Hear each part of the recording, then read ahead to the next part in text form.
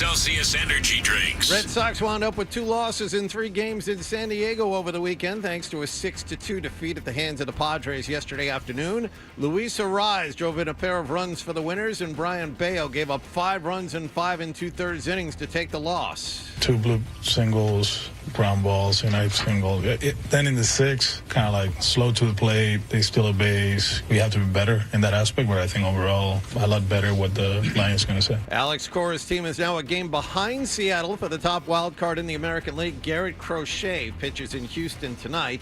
As for the Patriots, they held their final public practice of the preseason yesterday in Foxborough. Carlton Davis was in pads for the first time. Christian Gonzalez and Jalen Polk weren't on the field. Mike Vrabel told the media both players will miss the entire upcoming week, and that includes an exhibition game in Minnesota on Saturday afternoon. Ramondre Stevenson and Kendrick Bourne were also absent yesterday. The New York Jets have activated pass rusher Jermaine Johnson off PUP. Former Patriot Jalen Mills has signed a contract with Houston, and the Celtics yesterday waived two-way player Miles Norris, who appeared in 3 games for the Green last season. Sports Hub headlines are brought to you by Catches Law. At Catches, they specialize in helping those who have been injured not only from a one-time incident, but from a lifetime of hard work and labor. Does this sound like you?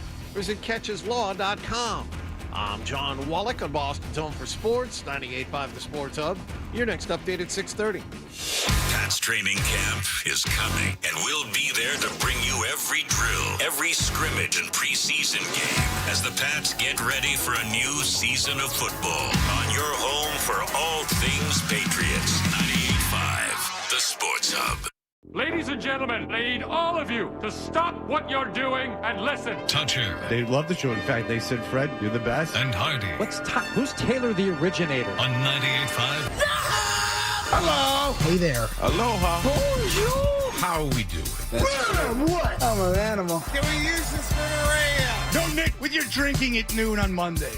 Well, I tell her the truth, I miss Booty. That problem is too large for the Sarge. You know how I feel about clowns on morning shows? And I'm just saying, hello. Toucher and Hardy. Watch Daddy and Uncle Freddie. Knocking back 25 glasses of soda. having some fun. On 98.5 The Sports Hub. Let's go. A local kid.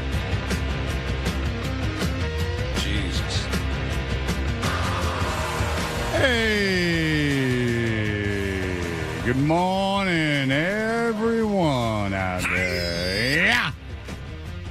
Good morning. We are Toucher and Hardy, Town Fair Tire Studios, 617-779-0985. You can watch us on YouTube. Simply subscribe to YouTube and get involved that way. Mrs. Lloyd. I just love Chance's thuggish ways. I hope everyone had a wonderful weekend. I love Chance's thuggish ways. There you go. That was from I Love New York, and I Love New York, she was stuck. There was, Chance was one of the finalists. She did not pick Chance, I don't believe. But Chance was part of the Stallionaires. So it was Chance and his real-life brother. And they were from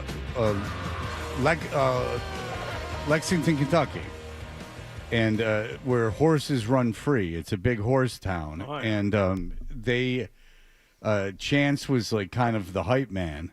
And his brother was the like calm one. And he would wear a cowboy hat. And so Chance was very excitable and, in the rap game, the Stallionaires. And the final dates, New York had to take the guys on final dates. So they put Chance in New York on a desert island in quotations. And then they basically let critters out. So while they were having their picnic, weird critters would appear, and then Chance would say, what do you think Chance would say when the critter came? I have no idea. Someone take a guess. I mean, it's not that hard. I mean, what would Chance say? Chance is a rap guy, is Stallionaires. He don't care for critters. He likes horses. What do you think he would say? I mean, anyone could guess. I mean, I have 3 I think you're afraid to guess is what I think it is. think you're afraid to guess what Chance said. That's right.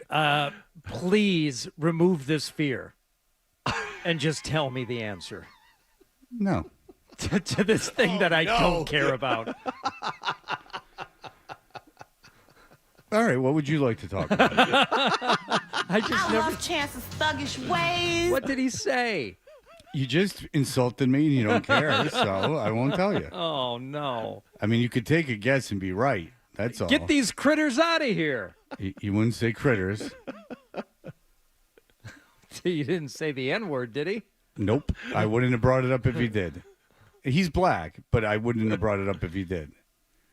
It's nothing offensive. I just think that you're afraid to guess. It shows your own things. You're afraid to guess what a young black man would say when confronted with, like, lizards and things like that. Get these varmints out of here. Didn't say varmints. No.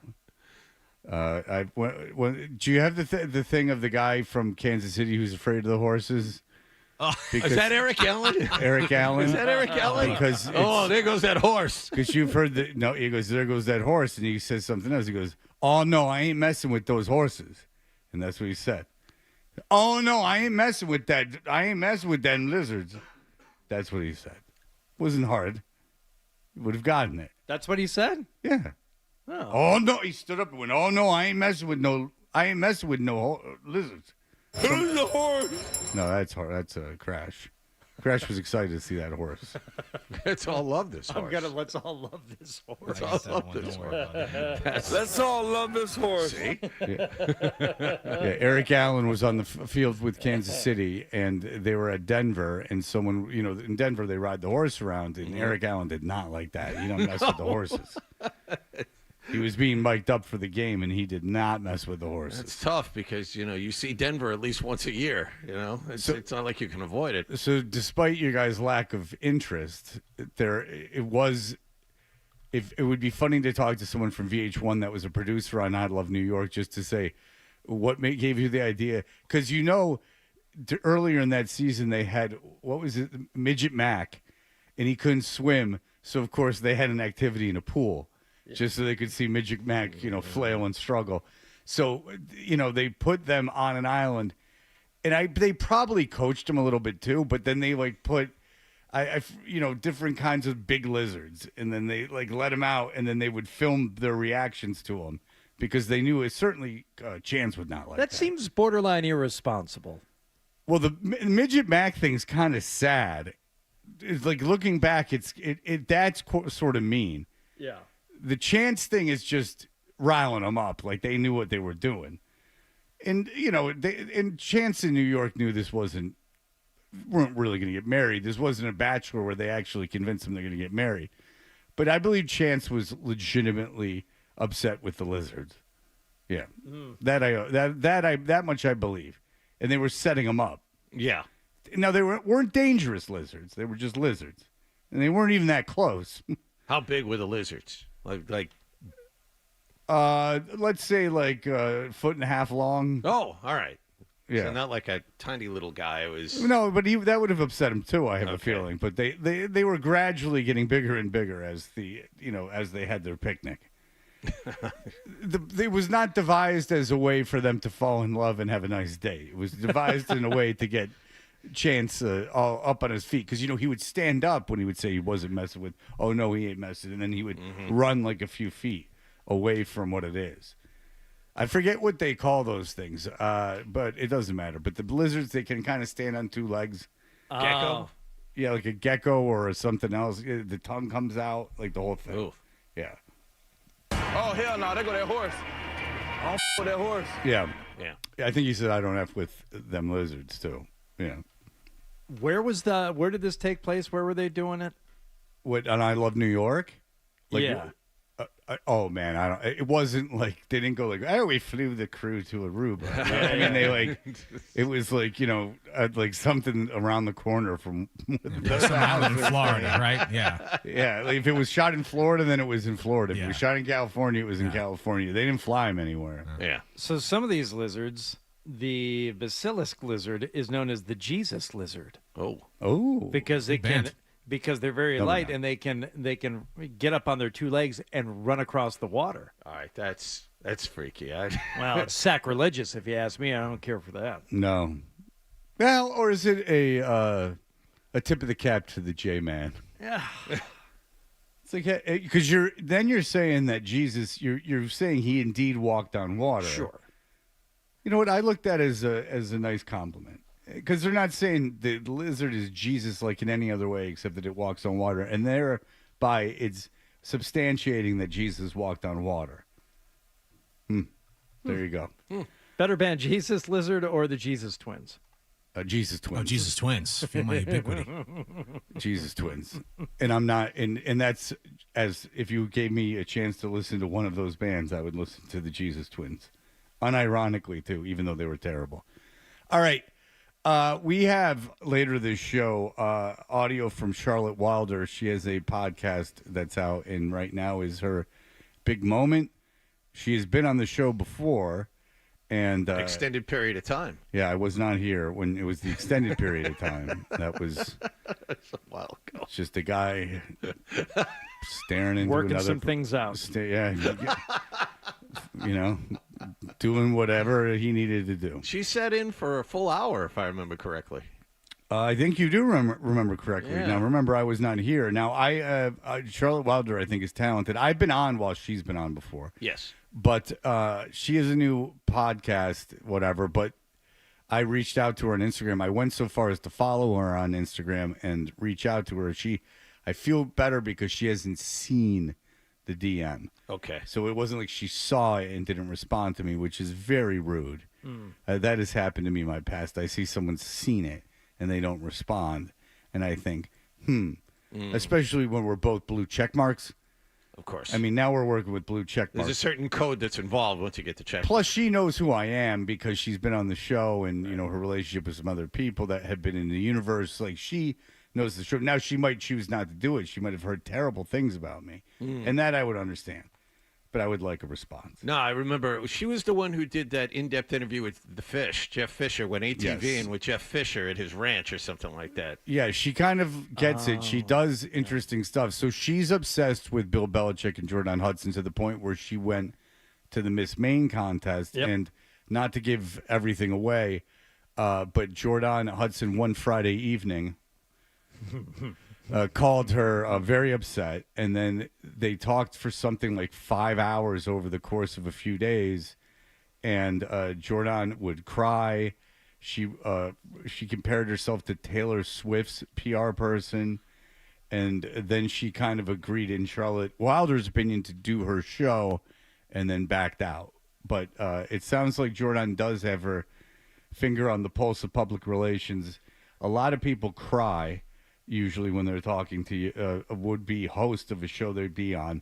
And a lot of people call Friday night. And, Bill was probably asleep. It was 9 o'clock. And, and then she had to perhaps, you could put yourself in a world where she had to somehow numb herself to the fact that this was indeed her life. Or I also her gilded cage. I also picture him being awake and the phone cord stretched into the bathroom with the door shut. What are you doing in there? Nothing, kid. I have friends. Yeah, Bill's watching some World War I documentary. Yeah. Sprawled out on a lazy boy. Not even World War II or Vietnam. Oh, I love the Spanish Civil War.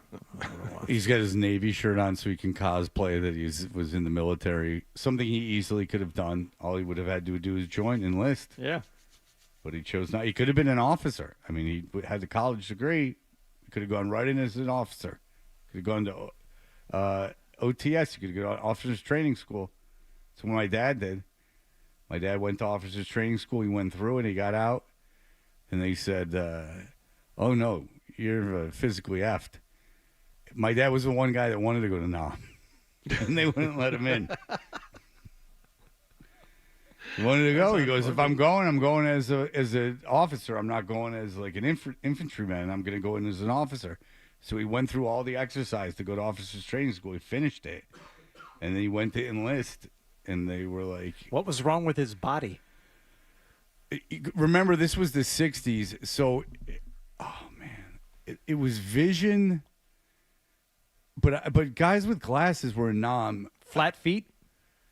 I'll have to add. I don't because like I don't want to with this. I don't want to like screw with my dad, but it because it is true. He did want to. He wanted actively to go to Vietnam, but I don't remember what the physical things were. I haven't talked about it. I haven't talked to him about it for a long time. There's nothing to talk about. But, you know, yeah, when he got done with Dartmouth, he went right to officers training school because he thought he was going to get drafted. So he went to officers training school, because you had the option of getting drafted and going in as an infantryman or going to officers training school, enlisting, and then being an officer. And so he's like, well, I want to be an officer. I guess it's like it's better in some way. And that's what he did. And then when he got out, they wouldn't let him in. But he didn't pussy out. That I know. And I don't blame you if you did. I don't blame you if you moved to Canada or if you do. Believe me, I don't blame you if you didn't want to go to Vietnam. I don't blame you at all. But that was not the case with him. I make fun of my dad a lot, but I don't want to do that to him. That would not be fair or true. And you see, that's where you just saw Fred T. line that he would not cross. Yeah, they're out there. They exist. Mm-hmm. Wow. Not such a bad guy, am I? You say you haven't talked to your dad in a while? About this. I don't talk to my dad very often, and it's not because we don't like each other. He's a man, and so I don't talk to any man that often at all. I don't. There's not one man I talk to on a regular basis. But what about Milo? He's no man. He's a boy. 17. He's a boy. Yeah, Milo's a captain, businessman with his cards. He sold his collection to a guy. Oh. Sure. With every dollar it was worth. Yeah. Okay. I'm sure. No. And then it was funny because, like, most of that collection I had given him, like, I'd just been fine, take it. Yeah. Including a signed Max Fried rookie card. And he goes, all right, I'll give you like $100 of this. It was well more than $100. He's like, I'll give you $100 of this, but you do owe me $5 or $10. I can't remember. And I went to him, everything you sold is mine. If I didn't actively give it to you, it was, and not for like Christmas. If I didn't just say, fine, take it when you were going through my crap, I certainly financed you getting those cards. And what did he say after you said that?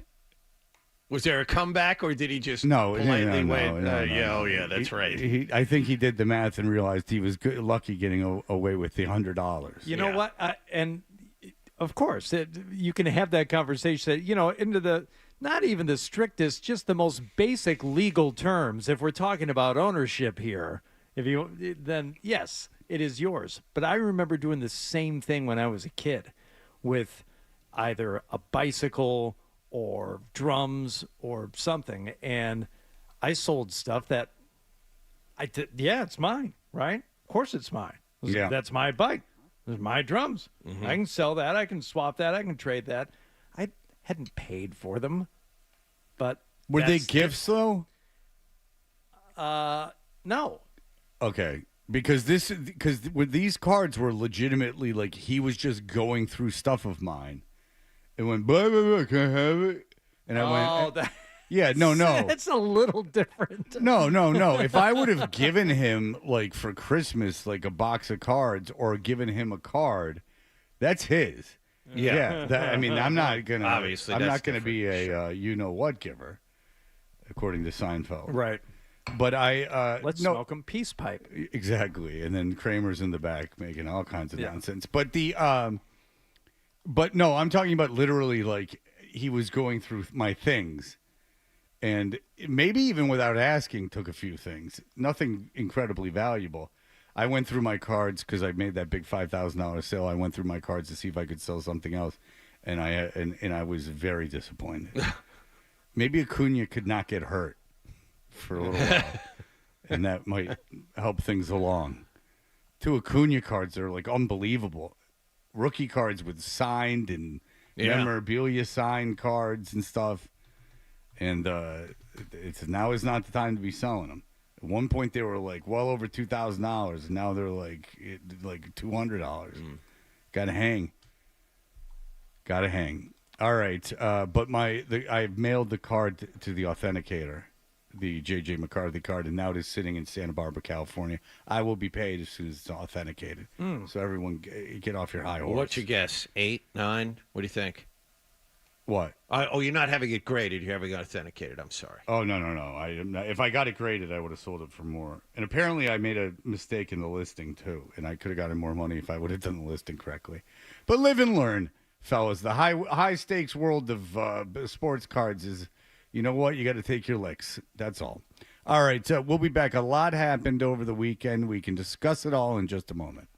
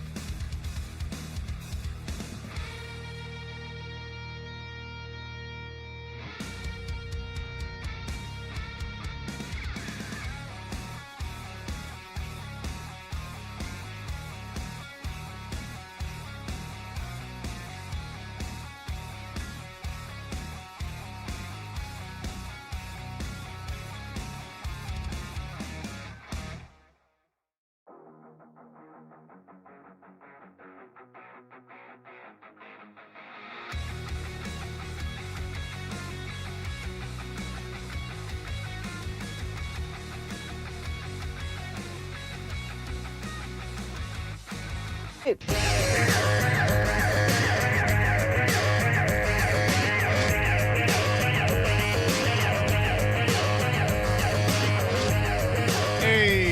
we are Toucher and Hardy, brought to you by Leonard Air Transplant Associates, where your hair doesn't have to be a game of what happens. So change your lettuce and change your life with Dr. Matthew Lou Presti at 1-800-GET-HAIR. Quickly, Gary.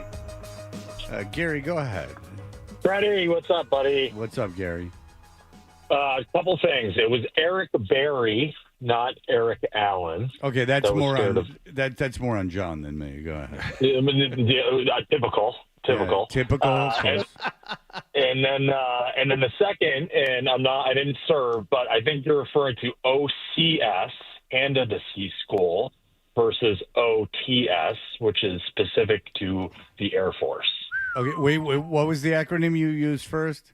OC is in Charlie, so Officer Canada Sea School. You're absolutely correct. I just said OTS because I was trying to abbreviate the John. It was John had told you. John had told you OTS. Yeah. John wrote a note. Like it's much like Jackie Martling used to put something on a projector for hours.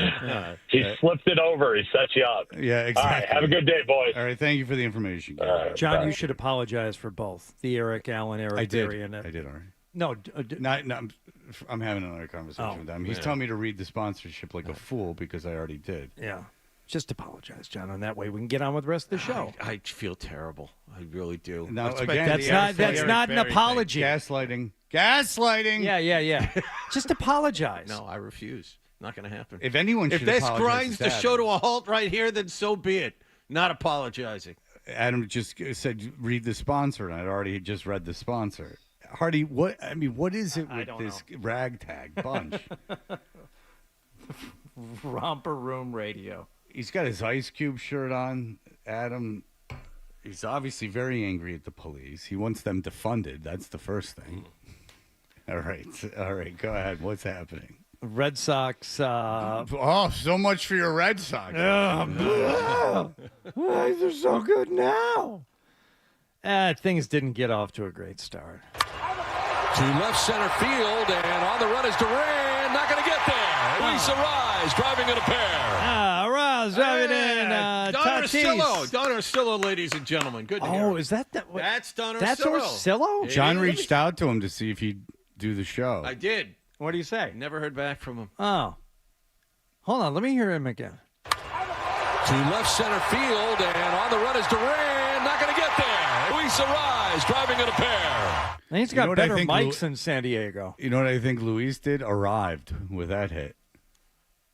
Yeah. There you go. That would put the Padres up 2-0. So, how are the Red Sox going to score on this one? Well, courtesy of a former teammate. And a ground ball to short. It skips away from Xander Bogaerts. The run is in. Durant scores. Here comes Story. 2-run score. Bogaerts looking to turn 2 and didn't get one. They'll make it 5-2 and still nobody out. Turn 2 like an attractive gay guy at a convention.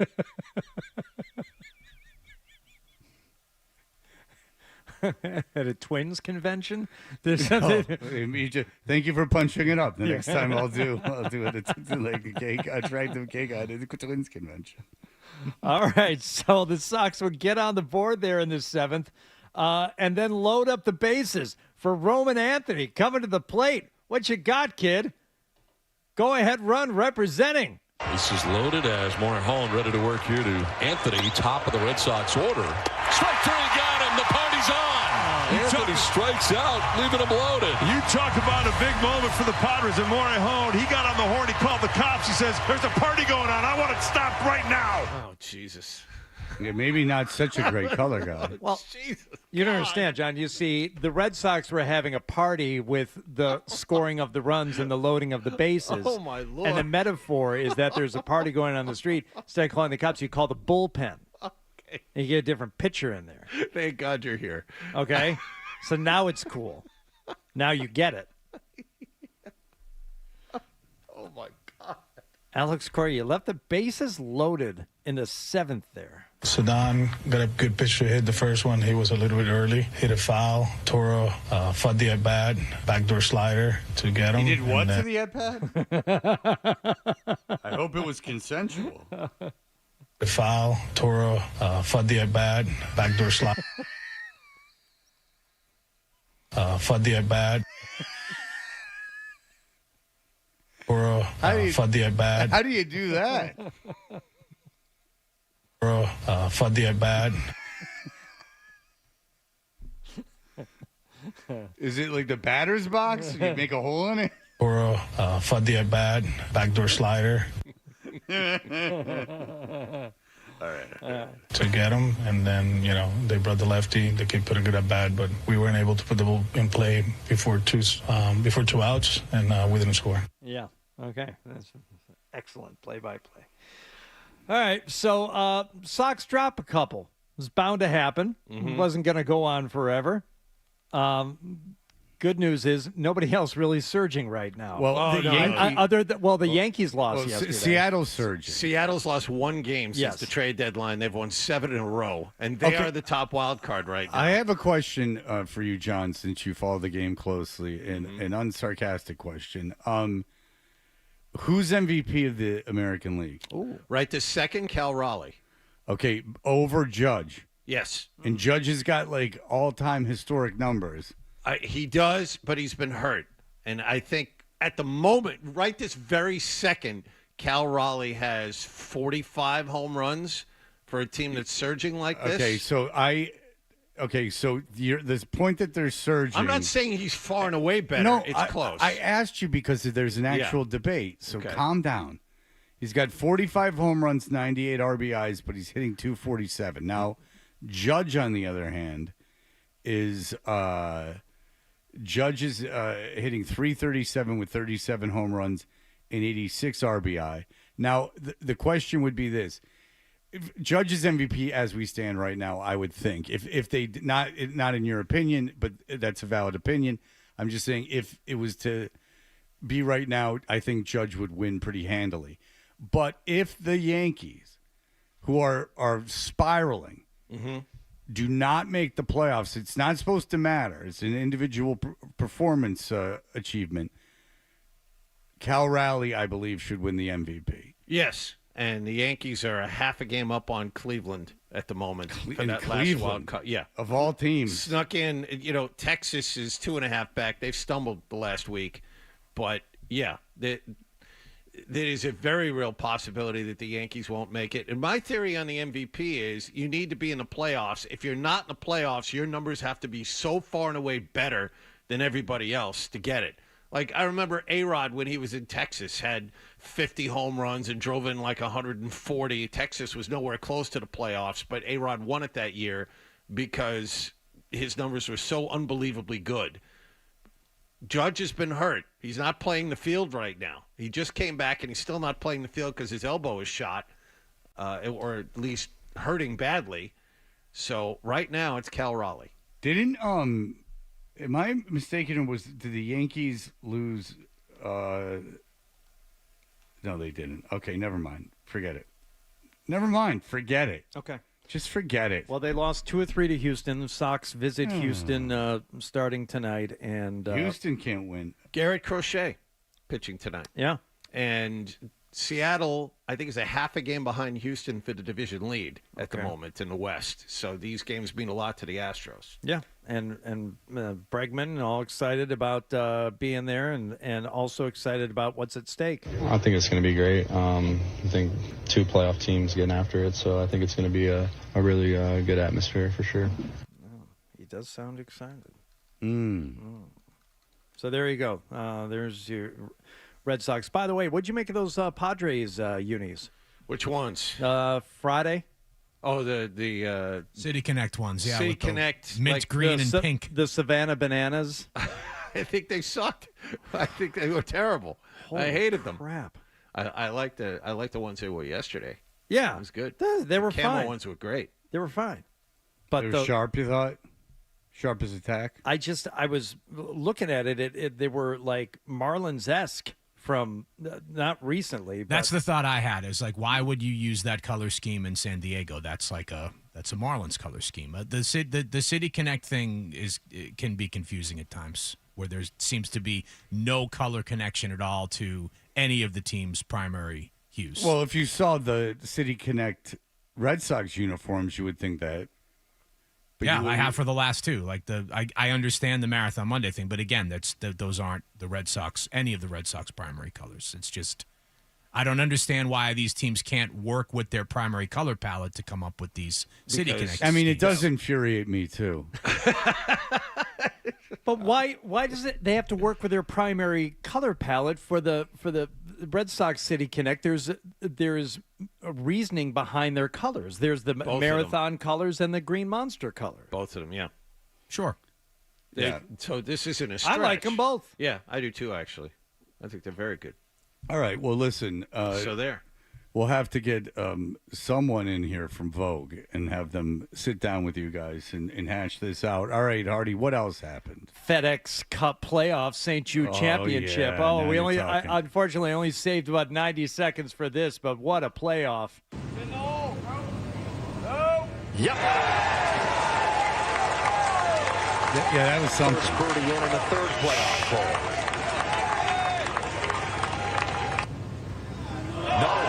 And Justin Rose is a playoff winner again. Rose, who had that electric. Where were you guys when that was happening? Jim Nantz gets paid billions of dollars for this.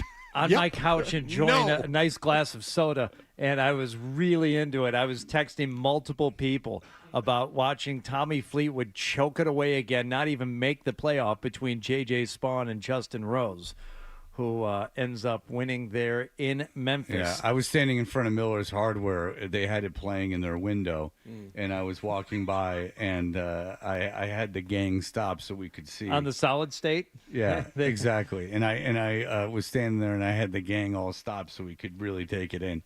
It was funny because business stopped when Justin Rose was standing over that putt. Like, everyone was just riveted.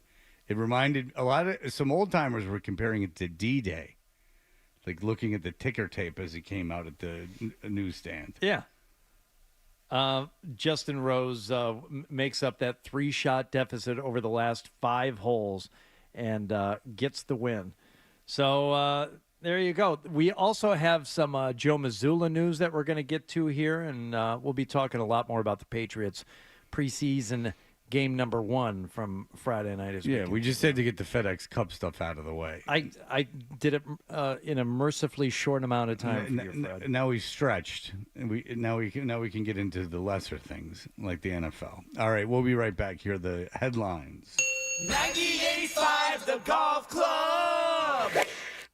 Essential Sports Hub headline presented by Celsius Energy Drinks. Bill and Cease allowed 2 runs over 6 innings, and San Diego beat the Red Sox yesterday 6-2. Padres take 2 out of 3. Red Sox trail Seattle by a game for the top wild card spot. They'll pitch Garrett Crochet in Houston tonight. Patriots are without Christian Gonzalez, Jalen Polk, Ramondre Stevenson, and Kendrick Bourne, among others, at their final public training camp practice yesterday in Foxborough. Mike Vrabel told the media before the workout Gonzalez and Polk are out the entire week. Patriots visit Minnesota on Saturday afternoon, and the Celtics yesterday waived 2-way forward Miles Norris. Sports Hub headlines are brought to you by Celsius Energy Drinks. Refresh your energy with zero sugar, essential vitamins, and proven ingredients. I'm John Wallach on Boston's Home for Sports, 98.5 The Sports Hub. Your next update at 7 o'clock. Stay tuned for more Toucher and Hardy on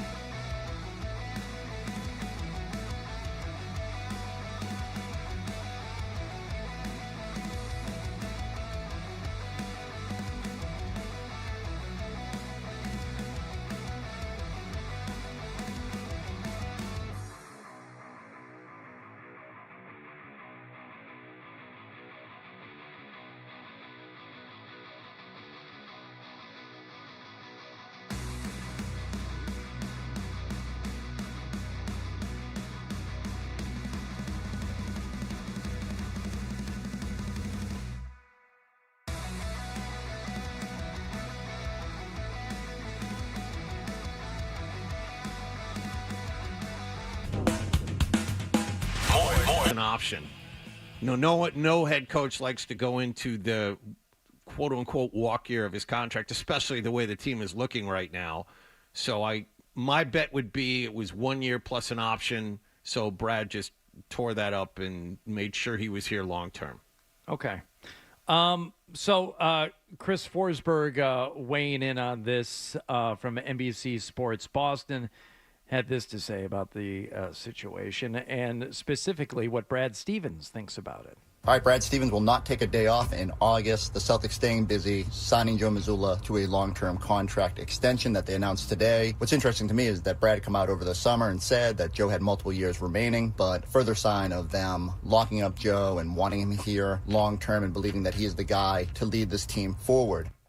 Which is fine. I heard Chris talk about this, but we talked about this going back to last year, and with not even the contract being part of the issue. Just that it would be interesting, at the very least, an academic exercise to watch Joe Mazzulla coach a team that's going to be without its best or second best player, depending on the year, and see how the team responds to his unique approach. Mm-hmm. Because it's easy to get guys on board when you're winning, and you've got a couple of all-stars on your team, a couple of, legitimate NBA stars. How does all this stuff play with a team that is going to have to fight conceivably and predictably a lot more for their wins? How does that play in the locker room? How is he as a coach in that situation? And the other part of this is how does he react with the media constantly peppering him with questions? He's prickly at best when they're doing when they're winning. So let's see where we are if they're close to 500 or a little below when we get to January. To me, that just seems like a business exercise more than a commentary on the coach or the guy. Like, hold on a second. We've seen him coach one type of team, a really good one. He took over the reins of a really good team, and, yeah, got him a championship. Great. But the way the NBA landscape is changing, you're not going to have a team like this, or it's going to be much more difficult to have a team like that, and maybe you won't for a really long time. Well, so Stevens loves him, and he's done nothing but win. I mean, if you're taking away all they're supposed to win championships and stuff, I know why he extended him. Because Stevens picked him. Stevens loves him. He's done everything Stevens wanted him to do. He's everything Stevens thought he'd be, and he wanted to reward him and keep him around. And maybe he does it now specifically because he knows next season's going to be a little more difficult. So just get it out of the way. Take that question out of the media's mouth. Yep. And here you go. I mean, Mazzulla deserves an extension. I mean, he does. Now, does he overstate his badassery? Certainly. Does he play slap hands with some dork? Push hands. Push hands. In Costa Rica. It's push hands, Frank. Well, anybody can slap a hand. Hardy's face when he says this. Push hands. It's very funny to me.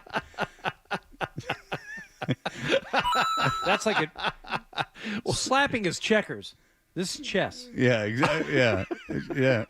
Like Bill Belichick with his finances. Everyone's playing checkers, and he's playing chess. If chess is just giving everything on the board to the other person. The YouTube people just got a treat. That was great. But in all, I mean, if I was Stevens, I'd give him the extension now, and I think he did the expected. You have the talent. You're supposed to win. He won. Yeah. That's it. Now. The great head coach. But just to reiterate what Hardy had said about, let's see how he handles a team like this. I think giving him the extension now makes it easier on everyone, so he doesn't have to answer.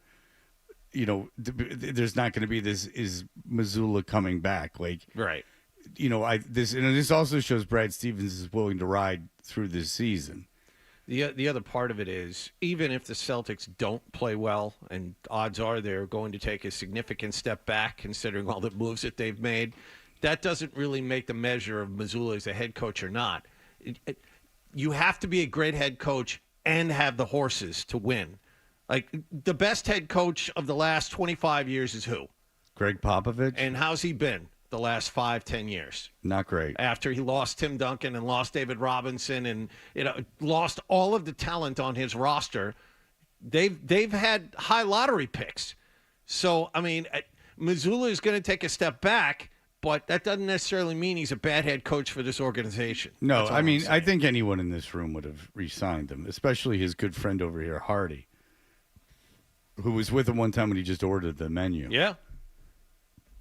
Just bring us everything. Just bring us everything. And did he put it down and then kind of shake his head and look at you and go like... He wasn't cocky about it. No, nothing. There's nothing cocky about that. Yeah. No, he was wearing a T-shirt that said "baddest mother effer." Yeah, it's written out, like the whole word. Yes. Would he get that in Key West? Maybe he got it at the dojo.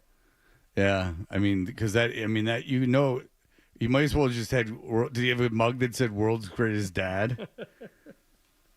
And a hat with crap on it that said "Darn Seagulls." He's a big fan of novelty items. So. I like those. Yeah. What do you? Give me the hat with the fake crap on it.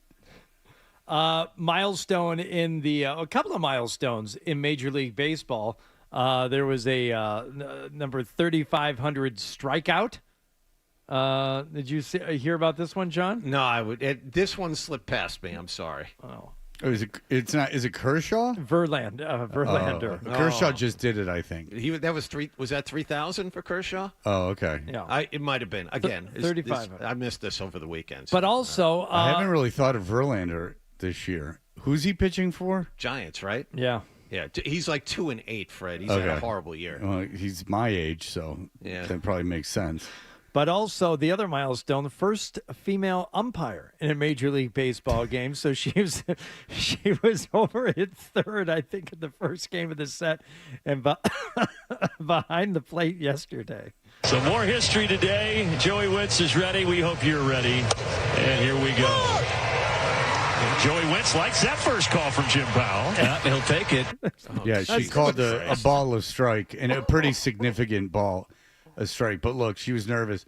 There's no reason a woman can't be an umpire. I can't believe it's taken this long. How long have we had female refs in the NBA?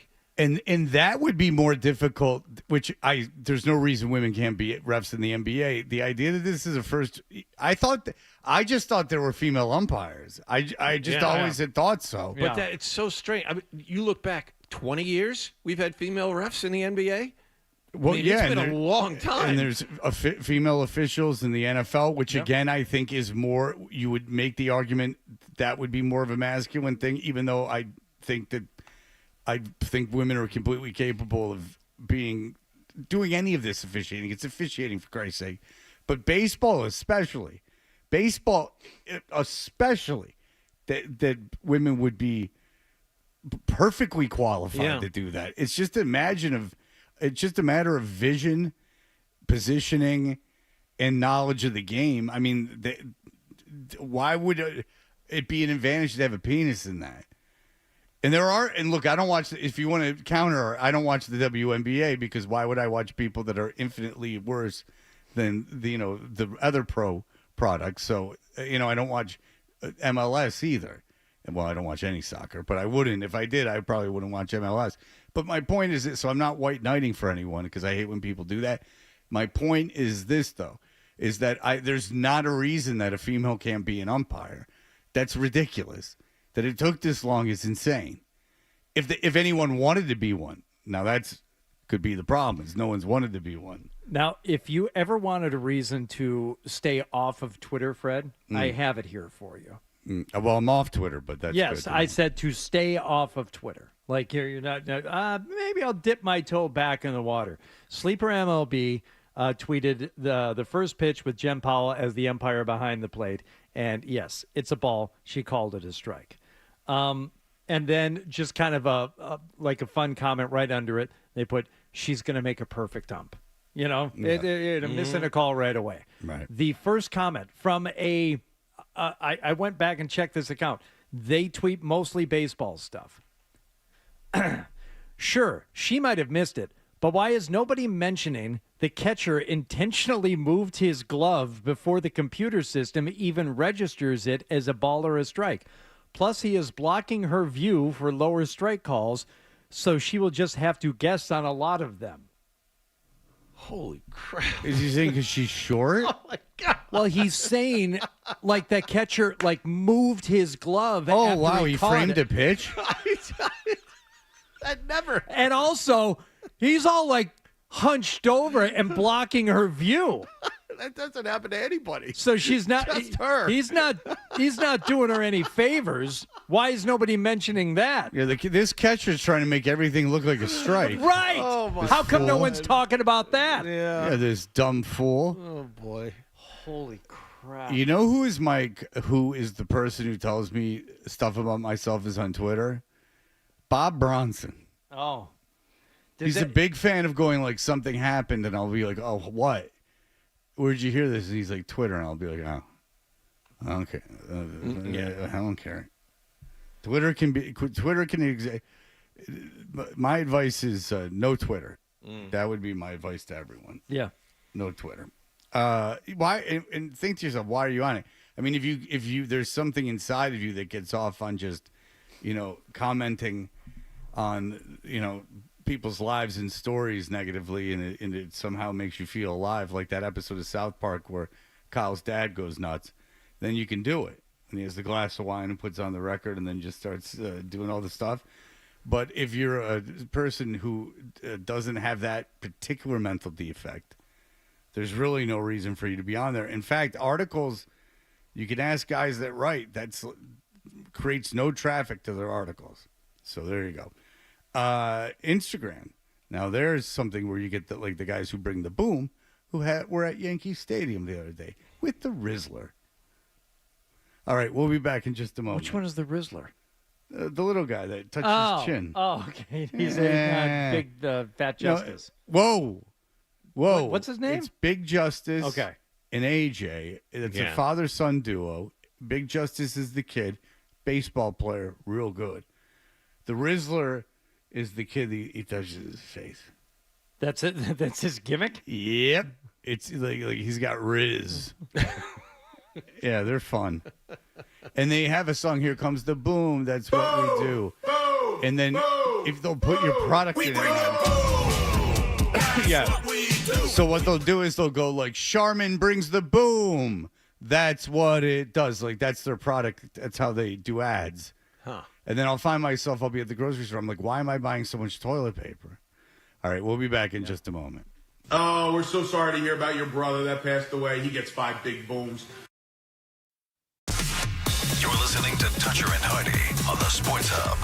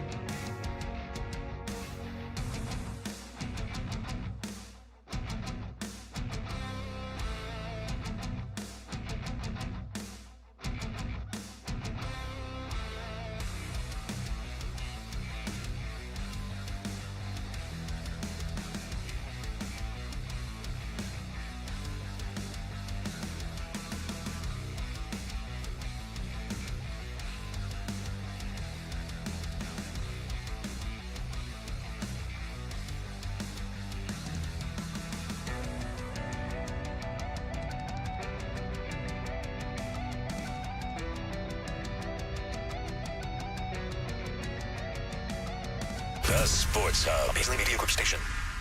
Sports Hub headlines presented by Celsius Energy Drinks. Red Sox are beaten in San Diego yesterday 6-2. They lost 2 out of 3 in Southern California over the weekend. Brian Bayo struggled for the first time in a while. He allowed 5 runs over 5 2/3 innings of work to take the loss.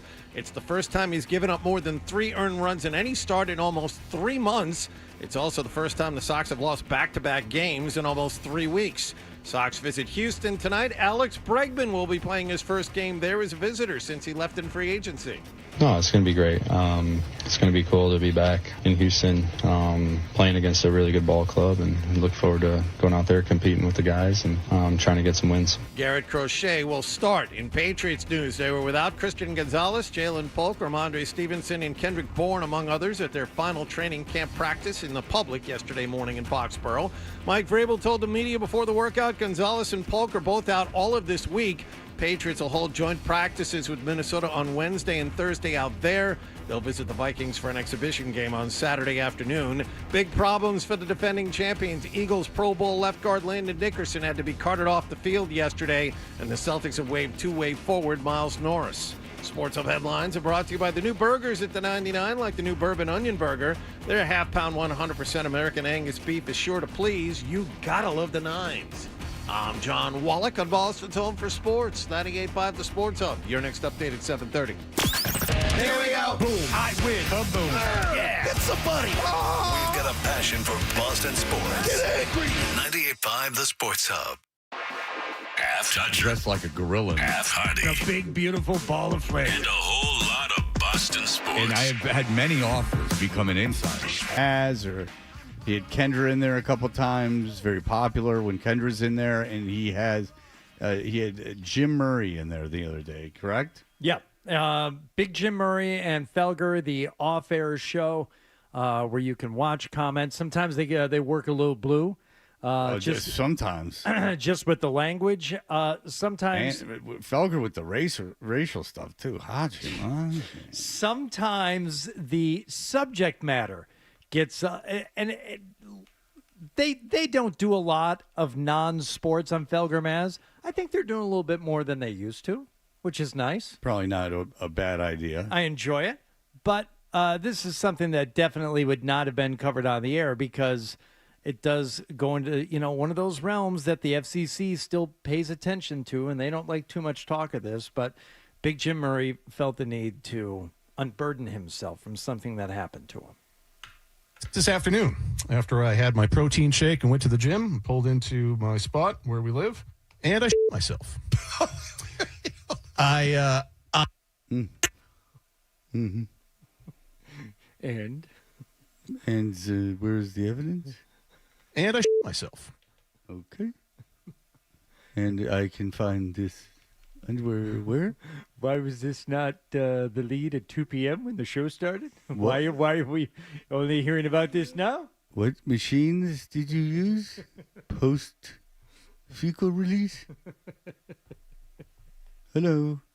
Can I smell your car seat? What parking spot was it? Is there any debris left? Debris.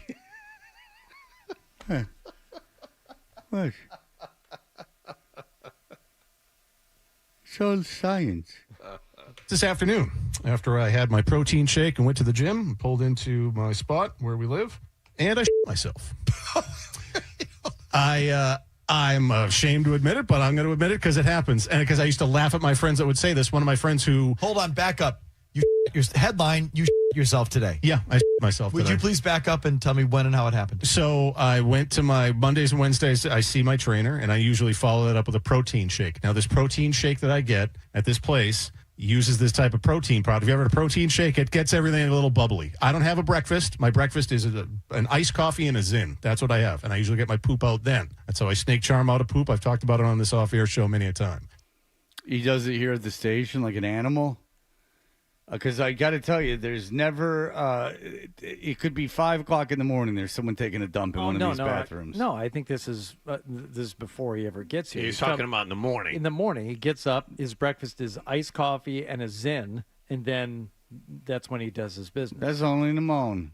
You're supposed to be up cooking breakfast or something about it. It's like an alarm clock. It's just funny to me that people like we have Joe Murray who's talking. He has to, if he's at an event, he has to be careful what he eats, or else he's gonna have to take a dump at the event. And this isn't like lactose intolerant or like an allergy thing. It's just like the kind of food.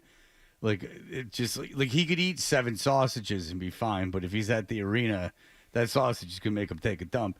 And Jim's got to wake up and figure a way to get excrement out of his body. I feel really good about myself because this is never any. I never think about going to the bathroom. That's like an alarm clock. Yeah, I know it is. I never think about going to the bathroom. I never go. If I don't do this, I'm not going to go to the bathroom. Or if I do this, I'm going to go to the bathroom. You never think about it like even on vacation, if you're like, you know what, I haven't gone yet today, and now we're going out on an excursion, and we're not going to be back into the room or the hotel until 6 p.m., and you haven't gone yet? You never think about that? No, but if I think about privacy. Okay, I can give you an example. Is if I'm out of town with a female that I'm not married to, so, any female now, and we're sharing a hotel room and we're like at the pool or something, I will, if there's even if I have to pee, like I'll get up and I'll go to the bathroom and sit on a toilet just in case. Cause I don't want in the middle of the night having to go into the lobby and make an excuse for it. Like I want to be free of everything. But that's a privacy issue, not like a physical issue. Oh yeah, the hotel lobby bathroom is basically for guys that are with women they don't know that well. Bingo. Because if the woman I was with, like, because I know women don't usually go to the bathroom, but if they happen to, I would be disgusted. Like if I walked into the bathroom, it smelled, or I heard them, for God's sakes, going to the bathroom. I had a girl one time. Not this year, but not so long ago, pee with the door open, and I'm like, whoa. Yeah, it was weird. Whoa.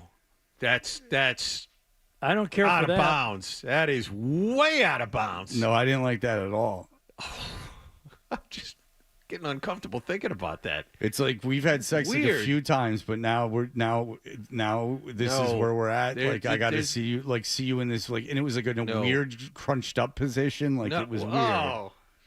Terry Francona situation. No, Terry Francona at least had barn doors kind of. Well, she wasn't going number 2. She was peeing. No, I know, but it's still just. No, I know. Close the door. I know. It was. I think she was trying to create like some kind of intimacy. No, that's the opposite. That has the opposite effect. I agree. I agree. Oh. The whole time I was married, I never was aware that my wife was going number 2. If she did, she never farted in front of me. None of that. Because she knew. Oh. My daughter won't even talk about the bathroom. It's just never talked about. And I'm sorry. I feel that it should be that way with females. Females shouldn't talk about going to the bathroom. You can with other females, but I don't think you should do it in front of men. And I think that's a good life lesson to teach a girl, is that guys aren't going to like it if you talk about going to the bathroom. Now you can.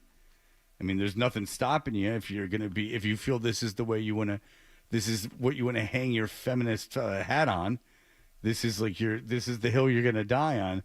But I'm just telling you now, guys aren't going to like it. Because that's a fact. Is it fair? I don't care. There are just truths in this world. What guy wouldn't like it? It's supposed to be spying. They're not supposed to know. Sometimes, though, with the protein shake, there's a little extra in there, and that protein shake gets things a-moving. And so I had some spicy food last night for dinner. See, all these things, what does it have to do with you crapping yourself? I don't understand how... The food that you eat, what does it have to do with you crapping yourself? Spicy food? Yes. Makes you crap yourself? Yes. Oh, yeah. You guys have problems. Spicy food gets things moving. He's right about that. I could eat anything you put in here. It's not going to make me go to the bathroom. You did Hell Night, right? I mean, that was a routine for you. You're used to that stuff. Yeah, I like spicy food. Yeah, but it should make your stomach hurt, not make you have diarrhea. No, it loosens things up and moves it. That's what it does. Now, if you have a big yogurt shake, like I could see that, like, because of all the probiotics and like all the culture in it, like, it's like the Met Opera in there. Very good. Thanks, buddy. And that combination I was very disappointed when I found Pollock-used paint. I thought it was like Andy Warhol's beautiful P word. He just squatted over the canvas. He's P period. Andy Warhol, the third floor of the Andy Warhol Museum is Yes. copper that he had dudes pissing. Whoops, my bad. Pee on. It's fine. It's not that big a deal. Fleeting. No, it's Fleeting, and in the terms of art, and I believe it was called. The reason I said it is because it was called that term, art. Yeah. that combination of that protein shake and the remnants of the spicy food was like nuclear Armageddon in my insides. And so what I thought was a fart was not. It was poop. And so when I did it, I immediately felt the wet heat, and I just went, I just shit myself, is what I said out loud. Where were you now? In my car, in my driver's seat. Driving home from the gym? No, I pulled into my spot at the complex we live in, and I put it in park, and I turned off the car, and I was like, ooh, let me get this gasser out before I walk in the house and offend my wife, and I shit myself. So, yes, to my friend Derek, who I ragged on for years, once he got into like around late 40s, 50s, he's like, you start to worry, bro. You're like, you got to put a man pun in. I'd be with him sometimes, and after a night of drinking, and A man pun. This is what he referred to it as. He's mad at the he's mad at the late. Now, hungover is different. Hungover, like things. Yeah. If rules are different. Yeah, yes. if you had like a ton to drink. Yes. The night before, I mean, you essentially, and this is not like some. Because I don't drink anymore, you have poisoned yourself. I mean, that's what gets you drunk, and that's why you get a hangover. I mean, you are actively poisoning your body. Now, is there good things that come with that? Absolutely. But if you have a ton to drink the night before, the reason you're hungover is you poison your body. Now, those are the times where betting on a fart can be a very dangerous game, but you're ill. That's like you're sick. You know what I'm saying? Like if you eat diarrhea. Thank you. If you eat spicy food, you're not sick the next day, right? I think I think you're discounting the again, this cacophony of chemicals that you have coursing through between your magnesium and your St. John's wort and all of your highly the Prozac, the gabapentin. There's borderline radioactive materials that binds you up. All those chemicals. But I'm not bound up. The thing is that if you're not pooping yourself every day, you should. Am I doing something? Should I be? Yeah. You should probably have a little accident every day, and that's sign of a healthy bowel. No, hungover. I get like if you're like super hungover and like you feel like you're gonna throw up, like that's when I understand. Like, okay, every fart is a. No, I've crapped myself. Obviously, I've crapped beds. Crap bed sober. What? Yeah. I was with a girl. Well, how did that happen? What was this? I told you the story. I don't remember this. I was sober. I was with a woman for 2 days. One day we shared a bed, and the next day we had to transfer rooms, and there were 2 beds. And that night we went out to eat, and I ate something like seafood or something that, well, no, I had food poisoning. And I woke up in the middle of the night, and I was like, oh, boy, I got it. And I went into the lobby, and there were 2 guys in the lobby, and they go, what are you doing down here? And I went to the bathroom, and when I came back, when I pulled my pants down to go to the bathroom, I realized, oh, no. When I was asleep. Oh, boy. Because I felt really sick. When I was asleep, I went to the bathroom, and then I went back, and the girl, thankfully, was asleep in the next bed. This was not this year, and it was last year. And I and I don't talk to this girl anymore, so I'll tell the story. She didn't do anything wrong. And so I was looking with like a light on my phone, and I saw that indeed there was evidence. You understand? It wasn't like, It was there was a stain. Yeah. Okay. Right. Yeah. And it got on like the sheets and blanket a little bit too. So what I did is I had gone to the bathroom. Set the hotel on fire. I wanted to. I didn't care about this girl that much, so it wasn't that big a deal. But like, so What I did is say it was like 3 a.m. I think I got in the shower, and then I always bring an extra pair of underwear, and I put on the extra pair of underwear, and then I got into bed with her, and was like, and she's like, oh, and then I had crumpled everything into a ball on the bed. Because, you don't make the bed. And then the next morning, I just crossed my fingers, and I'm like, let's get out of here. We got to go. And then we were out the door. I told you that, John. I certainly told you that off the air. You might have told me. I honestly don't remember that story. You don't make your bed in a hotel? No. And by the way, I was on a plane. Oh, wait a minute. Stop. Go ahead. He doesn't make his bed. Thank goodness. If housekeeping is coming in, then I don't. But if they're not coming in because they only come in now if you request them, yeah, I make the bed. Okay. Well, you just like being in. That's okay. So you like being in a bed that's made. You're not doing that for the benefit of anyone else but yourself. Okay. I was on a plane where there was a lot of turbulence, and they're like, "Look, we're not going to be." They had done beverage service, and they're like, "We're not going to be doing any more beverage service or picking up trash. Please leave your trash in front of your seat, like in the pocket in front of your seat." Now, Hardy's been very vocal about taking your trash off the plane. I'm not even gonna. I won't get into this conversation with you or Wallach. I already think at least 25% less of both of you for not taking your trash off the airplane or out of a movie theater. They specifically requested that you leave your trash. This was, I swear to God, I'm not mistaken. They said, like, we're going to land. We don't have any, we're going to keep the flight attendants seated. We're expecting turbulence. Please, when you're exiting the plane, just leave your trash in the front seat back. Mm-hmm. I would have left it. Well, John, they asked you to. Yeah, I would. You know why? Because they didn't want a bunch of people walking out with trash and dropping it all over the place. Yeah. They have a crew that comes on and cleans the plane. They got to do it anyway. In the movie theater, that's what you pay for. You ever hear that Mulaney joke? He says it's the meanest joke Seinfeld ever told. He says that, you know what? He's like, you go to a movie theater and they said, hey, please clean up. And then Seinfeld's like, no. When I'm holding my drink at the movie theater, I just open my hand. Because you're cleaning it up. Well, yeah. I'm not going to, I just open my hand. Yeah. Seinfeld says, that's the pact we enter into. You're going to overcharge us for popcorn and soda. I'm going to throw my stuff on the floor like an animal. Yeah.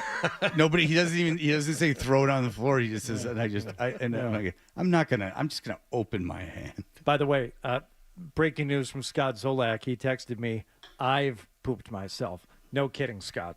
Jesus. Scott, I passed the,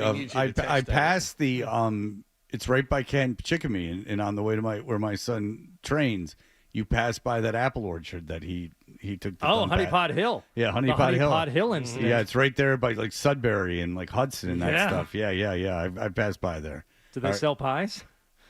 I haven't gone in, but if I envision having to take a dump and just pulling in there and going, "Hi, I'm from 985, the Sports Hub. This is our toilet." All right, let's just finish this story quickly. Great Tony Siragusa, who did the commercials for what is essentially the man pond, which was a thing you could wear if you tend to leak. And sometimes if you drink too much Tony Siragusa died at like 42, but here we go on. Night before, too much greasy food, what have you, like my buddy. I would see him. I'm like, what are you doing? And he'd be like, you'd see like going way deep in there. He's like, I'm putting in a man pond. I'm like, what? He's like, yeah, I fold up a bunch of toilet paper and I put it up there because it gets a little leaky. I'd be like, you're gross and old and getting fat. And that's never going to happen to me. Well, today I myself. So yes, it did happen to me in a much more gruesome fashion because I thought I was letting out a fart. It wasn't a fart. It was is really what it was. And so there you go. There's your content for the off-air show today. All right. Well, Jim, there's a big difference between what happened to you and a guy preemptively putting toilet paper into his buttock because he's going to leak. That's a hospital issue. That's like you got to go to the doctor. Should have that looked at. Yeah, Jim, what happened to you is you got an upset stomach and you made a mistake. That's happened to everybody. It's happened to it happens to animals. It happens to everybody. As opposed to the guy who it's almost so certainly going to happen. I'm going to start packing that thing down like an old musket. Yeah, exactly. Like if you're preemptively, you have no control of your sphincter. Yeah, like if you're preemptively packing yourself, I'd rather just stain my pants than be walking around. Because like, say you're with a girl and you're like, I don't know, and you take your pants off. You're like, just a second. And you like take the toilet paper, throw it in that thing, or she goes down there and she's like sees all this white stuff and she's like, what's going on with your ass? And then and you're like, oh, don't worry, I just put it up there because I leak. It's okay. Yeah, your friend Jim does have a problem. You got to put a man pawn in. Yeah, no. That's a real problem. That's leakage, and that's a medical situation. I immediately felt the wet heat. Which is the name of the Beatles' second album, Wet Heat. All right, we'll be back in just a moment. The NFL preseason is now the first week underway, and what a fun weekend it was. A lot of overreactions. We will have that for you in just a moment. And I shit myself.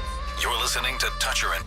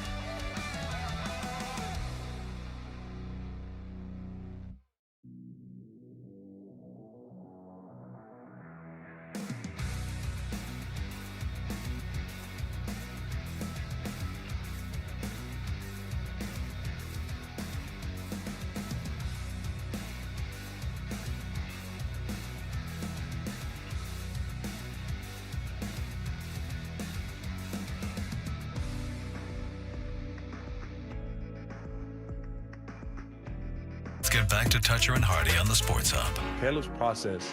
Third mic, though. I think it was the other guy, but I don't think But it was this is Matt in the Doloff. minority, right? Matt Doloff's the guy who does the imitation of Macho Man, right?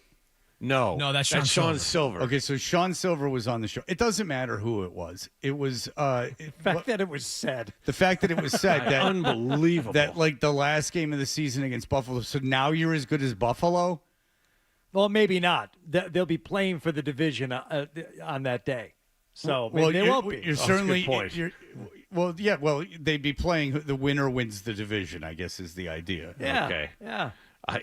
Oh my God! It might be better. It might be better than Buffalo. What's wrong with people? Yeah, maybe Buffalo needs to win. I think the reason why people aren't talking about them is if everything goes like according to schedule, and it rarely does. I'll grant you that. But if things go according to script with a new coach and a second-year Drake May and an improved defense and maybe one more receiver, this team should be about 3-4 wins better.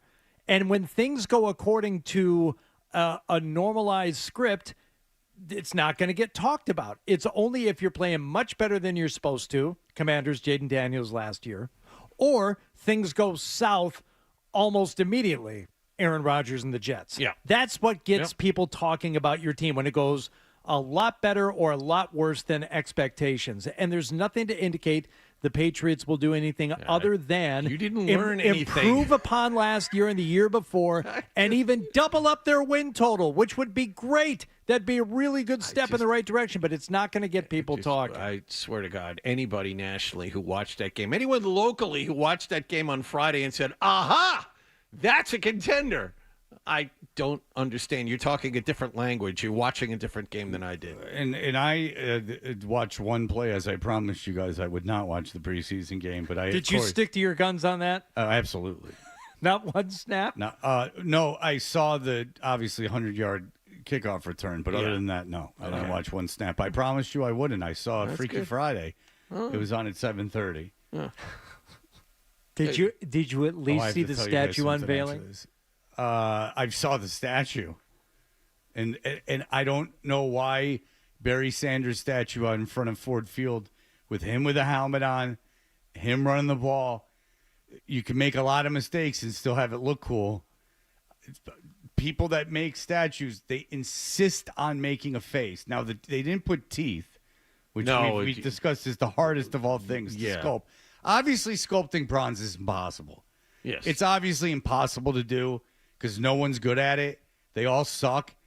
Brady looks like he's about 8 feet tall with a 2-inch head. Yep.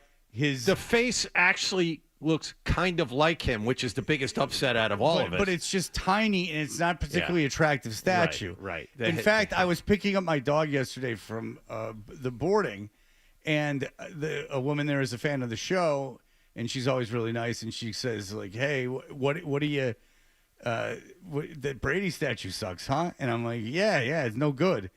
And she's like, yeah, like, I wonder why no one can make a statue. And then we got into like, why is making stuff out of bronze so difficult? So why do people even do it? And Fred, you're from Detroit. I know. I'm telling you, that Barry Sanders, he's got the ball. He's he's cutting. He's got a helmet on, and it's great. And it's not like there's like weird lines and stuff in it. It's not cut like the human body, but it's beautiful. A beautiful statue. It's they can't get Dwayne Wade right. They can't do anything right. It's too hard. Work with marble or something.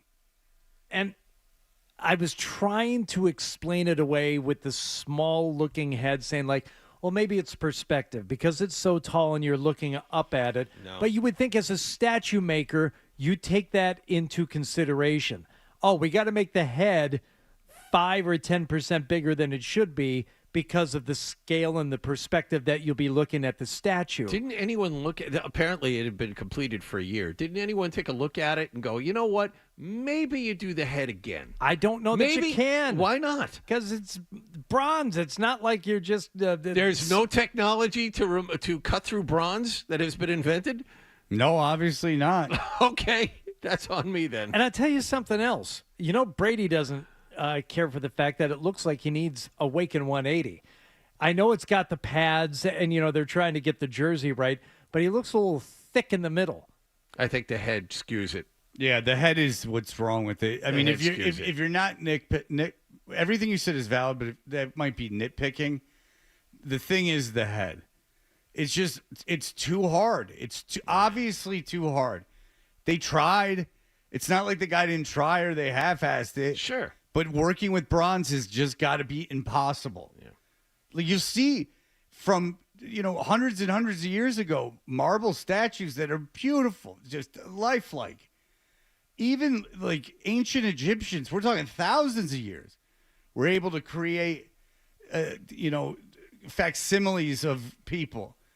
Why in 2025 we can't do something that Egyptians were doing, 2,500 years ago, 3,000 years ago, is amazing.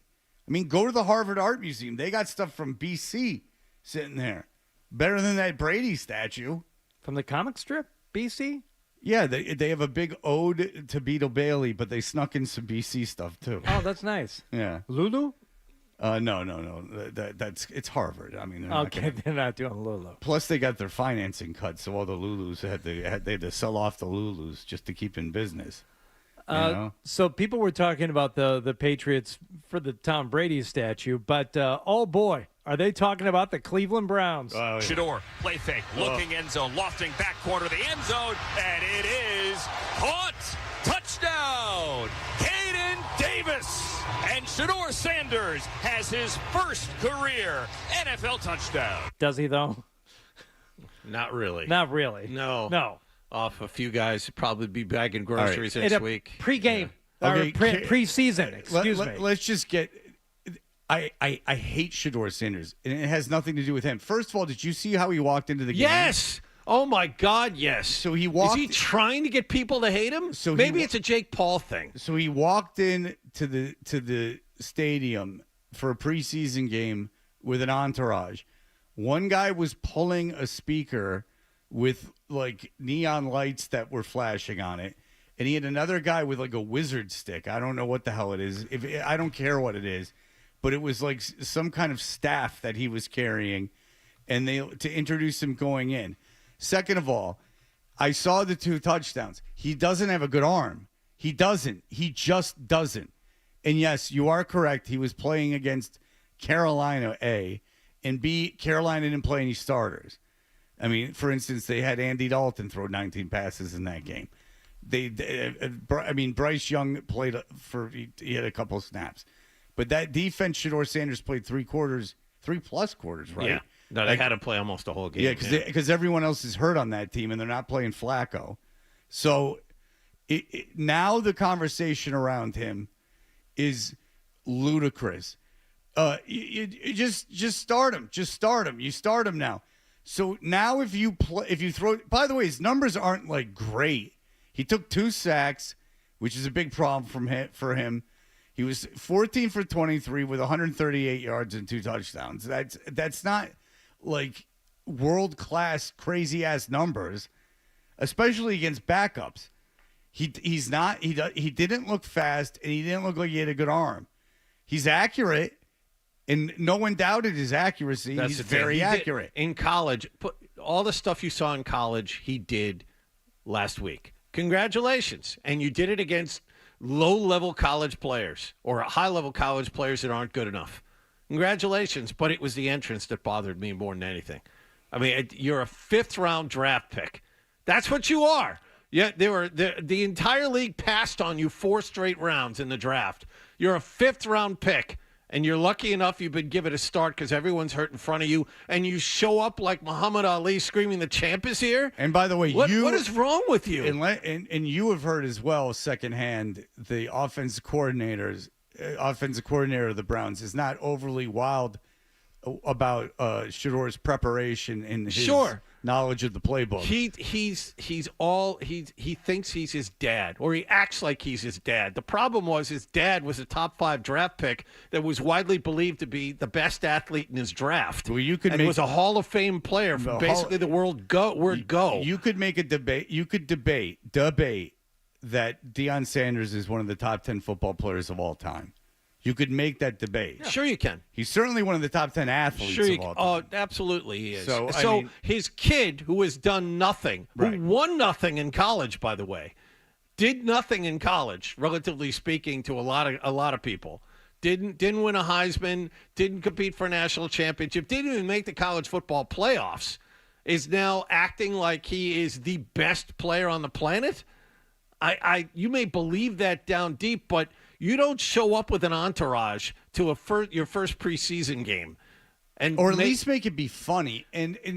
But my big problem, John, is not even him. It's the reaction to him. Yeah. It's like they had to play him that long because Pickett and Gabriel are hurt. They're not going to play Flacco. They've already named Flacco the starter, I think. And so, like, Shedeur Sanders has a decent opening game. And now, and I did watch some of that. I did watch some of him play. I didn't watch the Patriots because I promised you I wouldn't. No, you're a man of your word. If Promise nothing else. keeper. I'm a promise, and I am a promise keeper. Oh, nice. Yeah. That's why I went to Colorado. All right, we'll be back in just a moment. You know what, Nicholas? I will take these phone calls. I will take them out of deference to our audience. I will take the people on hold, and we'll be back in just a moment. Essential Sports Hub headline presented by Celsius Energy Drinks. Luis Arise drove in a pair of runs, and the San Diego Padres beat the Red Sox for a second straight day, 6-2. Padres take 2 out of 3 in the series. Alex Cora's team's now a game behind Seattle for the top wild card in the American League. They'll pitch Garrett Crochet in Houston tonight. Patriots news, they held their final public practice of camp yesterday in Foxborough. Carlton Davis on the field. Christian Gonzalez and Jalen Polk were not. Mike Vrabel told the media both players are going to miss the entire upcoming week. And the Celtics had yesterday waived two-way player Miles Norris. Sports Hub headlines are brought to you by Cortiga, Massachusetts' leading autism care team, offering immediate diagnosis and therapies for toddlers and preschoolers.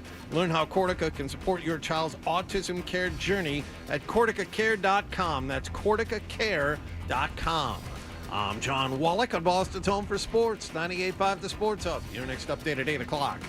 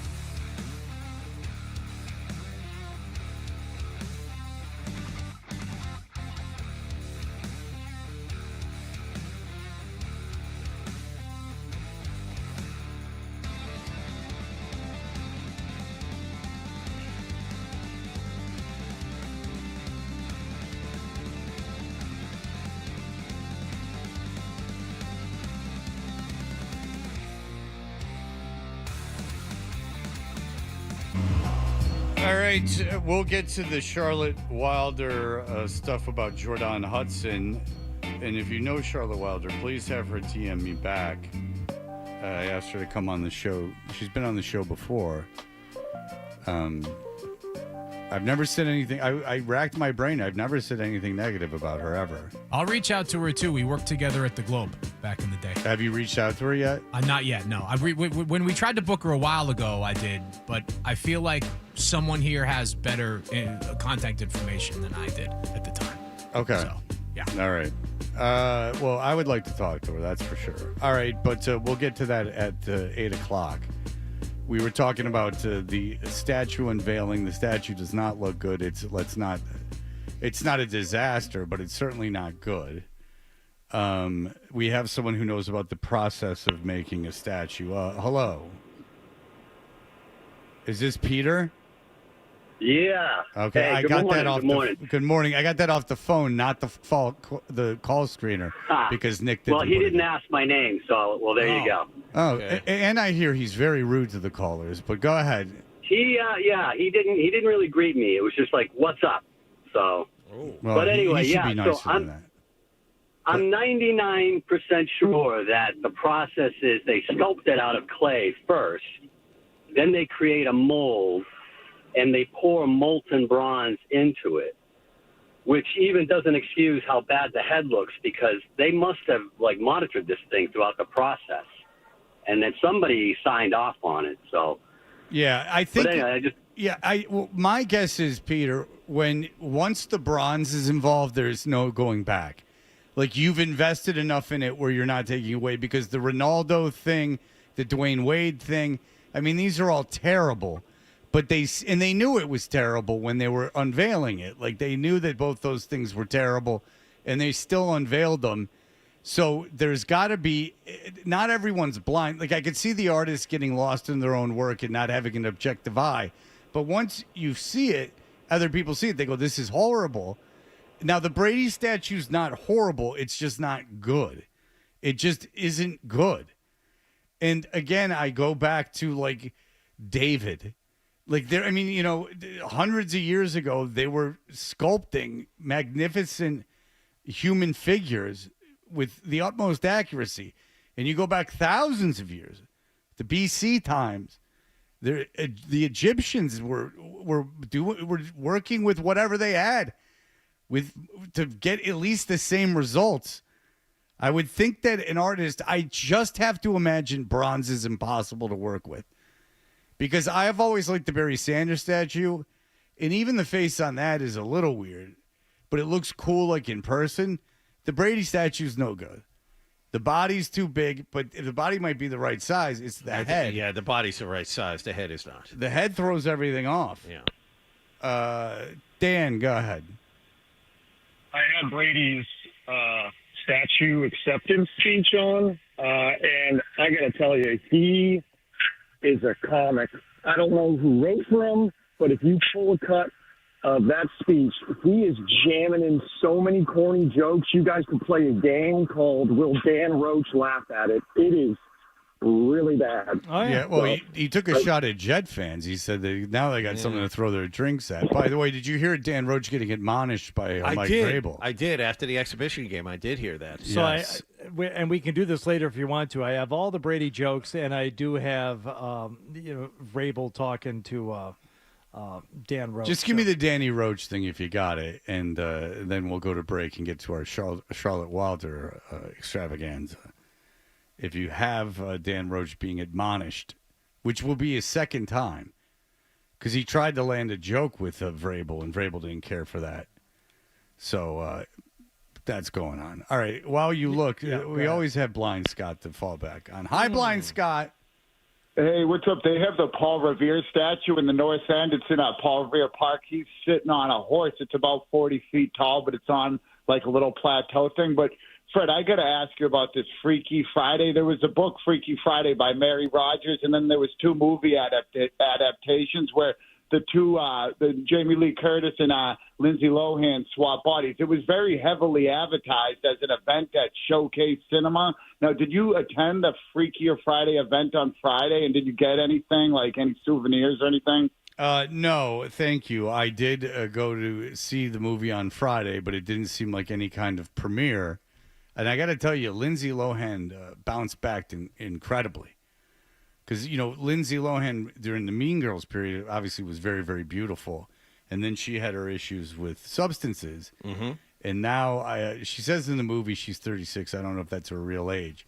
But she looks fantastic. And Jamie Lee Curtis is an older woman, and she looks fine.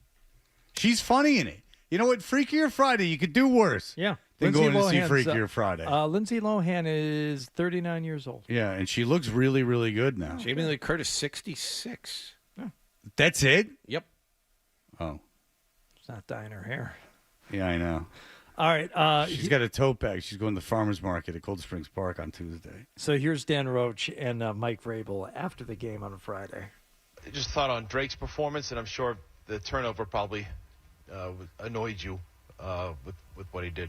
Are you asking and answering a Just question no, your at the thoughts. same time? Is that what you're doing? I got you. Your thoughts. I would say you about summed it up. Yeah, way to go, jerk off.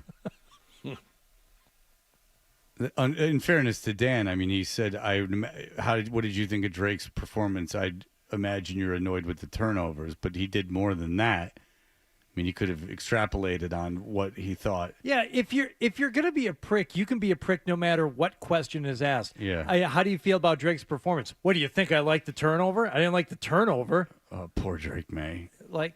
Oh, poor Drake May. He's in Caleb Williams territory now. Like, everyone's going to, and Caleb Williams had good numbers last year, but if you ask someone on the street, is Caleb Williams good? They'd say, no, he sucks. And the thing is that his numbers were really good. He was just judged on this scale. Drake May now is going to be judged on that scale. Every fumble, every turnover, every loss is going to be, it's last year people were just so excited that it wasn't some stiff back there. It was a guy that could actually move around and had a good arm, because you had, for a couple of years, you had a guy who couldn't move or throw. So now we're so excited about it. Now he's actually got to play the game. You say that. He made a terrible decision, committed a horrendous turnover during his time out there, but he's kind of escaped, harsh criticism. I'm telling you, for this last game. Well, it's preseason, and everyone's really excited for the season, which is awesome, and you should be. But just, I'm glad I'm not Drake May this year, because when things aren't perfect, people are going to turn on him. You watch. I'm telling you, the expectations for this team, and I know people are sick of hearing it, but it's gotten where I heard this weekend a personality at this radio station, I'd say their name, but I can't remember who it was, said 11 wins. That the game against Buffalo could be for the division. Oh my God. They did say they think Buffalo's better, but, same at least ballpark. we have that. Okay, good. You saved yourself there. Yeah. I mean, Jared Allen, he was just incredible as a very young quarterback. All right, we'll be back in just a moment.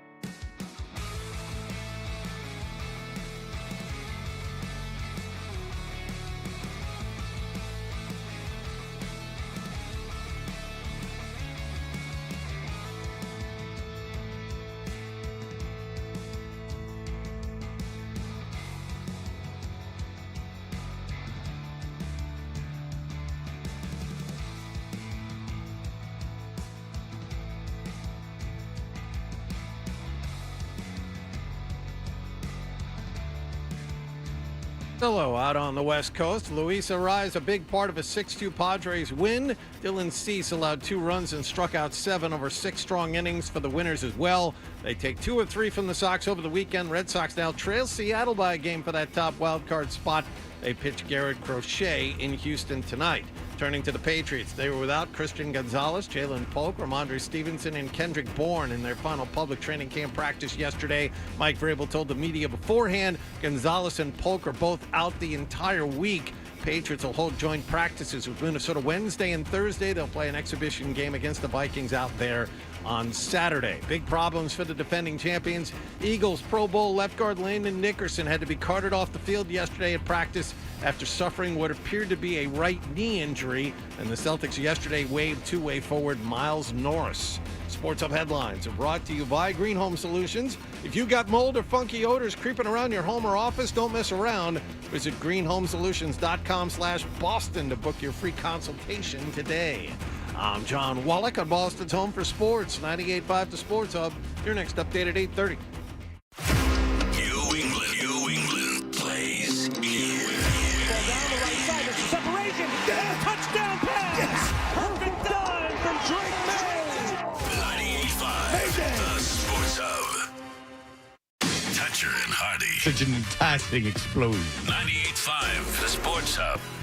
I knew that this was big trouble well before anyone else. As soon as they went on to Instagram and she was taking photos of them on Instagram, I realized this a lady want to be famous.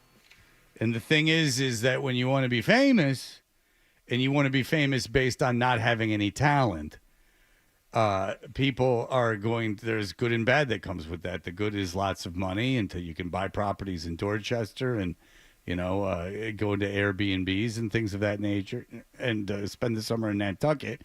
The bad is you haven't done anything and you're becoming famous for explicitly banging an old gross guy. Now, she also believes that she's a PR whiz and all she's done is completely destroy the reputation of the guy whose PR she's doing. Now, Charlotte Wilder used to do a show a lot. I put a feeler out to see if she'd come on. But Adam, in terms of this, because I don't know what particular clips you pulled, I'd have to set this up, or does the first clip set it up? It pretty much says Hardy. I went through timestamp, but Hardy cut the audio. We're just trying to tell the story that they on the Sports Gossip podcast are telling. Okay, so let's just and congratulations to her. Her podcast just got picked up by The Athletic. Yeah. Oh no, that's a problem. You'll find out why. Oh, yeah, interesting. Oh, it's because of the corrupt New York Times? No. All right, here we go. This is Charlotte Wilder. So I answer the phone. I'm lying down. Okay, so this is a Friday evening. It's a Friday night, and she gets this phone call, which is what all good PR people do, is whatever you're doing. Good, relating to the public, it never sleeps. Okay? Right. Or, and especially on a Friday night after maybe a few cocktails is a good time to start opening up the relationship. So I answer the phone. I'm lying down on the couch on my back to paint a picture. I answer the phone, and there's a woman's voice on the other end. She says, I say, hello. She says, hi. And I was like, hey. She's like, is this Charlotte? And, I think the way that my mother taught me to answer the phone in the 90s, when someone says, is this Charlotte? You say, this is she. And then this woman goes, how are you? And I was like, sorry. Again, in the way that my wonderful mother taught me to answer the phone, may I ask who's calling, please? And this woman goes, this is Jordan Hudson. It's pronounced Jordan. So my heart starts beating pretty quickly because this is like a poster started talking and came off of the wall. Yes. Yeah, it's Jordan, the president of your universe. Unbelievable. Put it on a mug. And I said, well, Jordan, yes, you certainly are the president of my universe. Yeah, so if you don't know, Charlotte Wilder is smart. She's into this story as much as Pablo Torre and I are. She has become obsessed with it. And Charlotte and Madeline referred to that in an earlier podcast where they did a specific episode or episodes about the beauty contest in Maine. Yeah, she went to Maine. Charlotte went to Maine to like be there. Look, they're obsessed with it too. She was obsessed with Jeff Fisher, and we had her on to talk about articles about that. Like, some of these coaches are weird dudes. Belichick also happens to be a huge dick, and so this is very interesting to people. All right, so Jordan calls her, cold calls her. Just calls her out of the blue. And recites something back that she heard on that podcast when Madeline and Charlotte referred to Jordan as being the president of their universe. Like, they admit their obsession with her and the story. Right. Okay, and Jordan has obviously heard that, so she says that. Now, so the phone call goes on. I couldn't tell what the tone was. She would oscillate between like friendly, but there was clearly like an edge to her voice where she kind of wanted to let me have it. She wanted to talk about our Miss Maine episode. She wanted to talk about our opinions around the pageant. Yeah.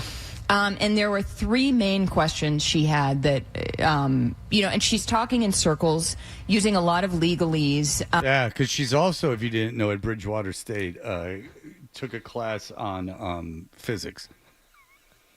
So therefore, she is a lawyer. Mm-hmm. This is all the philosophy, John. This is all her.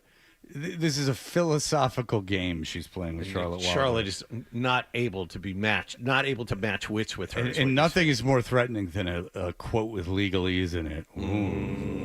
Ooh. Using a lot of legalese. How come I think it's like that Damon Wayans character in Living Color? The guy, the bum that would get on stage and start talking about, like, in bad legal terms. Oh, I thought you were talking about the two guys who would have in the prison conversations, but I think it's the same bit. It was like recurring. The prostication. Yes, exactly. The ephemerality. Mm-hmm. Yes. Yes. Using mispronouncing and using language. I know of myself as someone who does it, but to display intelligence. Yeah, I don't think she's very smart. Let's put it that way. Using a lot of legalese, like words, sort of like her Instagram captions. Yeah, where, little word salady. Yeah, and where it's not like exactly the correct word for what I think maybe she's trying to say. And she wants to know why we said that her competing in the Miss Maine pageant would take away the platform and resources from someone else competing in the pageant who needs them more. I think it's not an opinion. Jordan is more famous than Miss Maine could ever make anybody. Absolutely. She also wanted to know why we said that we felt that it was her and Bill against the world. And she also wanted to know why we didn't report that the winner of the Miss Maine pageant, a woman named Shelby, was not actually from Maine. Oh, come on. You call yourself pageant hopping. It's a real problem in the pageant world. You call yourself a journalist. Well, what about the big story? So they did, and she does talk about in the next episode, they went back and they investigated that, and almost to appease Jordan. It's like, you know what? We had addressed that, and it got brought up, and they did go back, but this is what Jordan was obsessed with.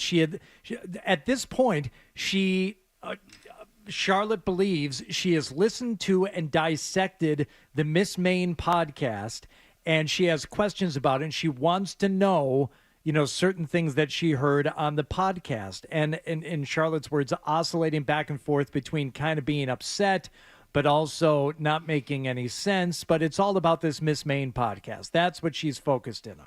Okay, so I should move on to the next. So this is, now they said, okay, Charlotte talks to her for a while. She goes, I got to get Madeline on the phone. We have to, look. Madeline's the co-host. Yeah. We're part of a team. We want to schedule you to come on. I don't feel right in doing this on my own.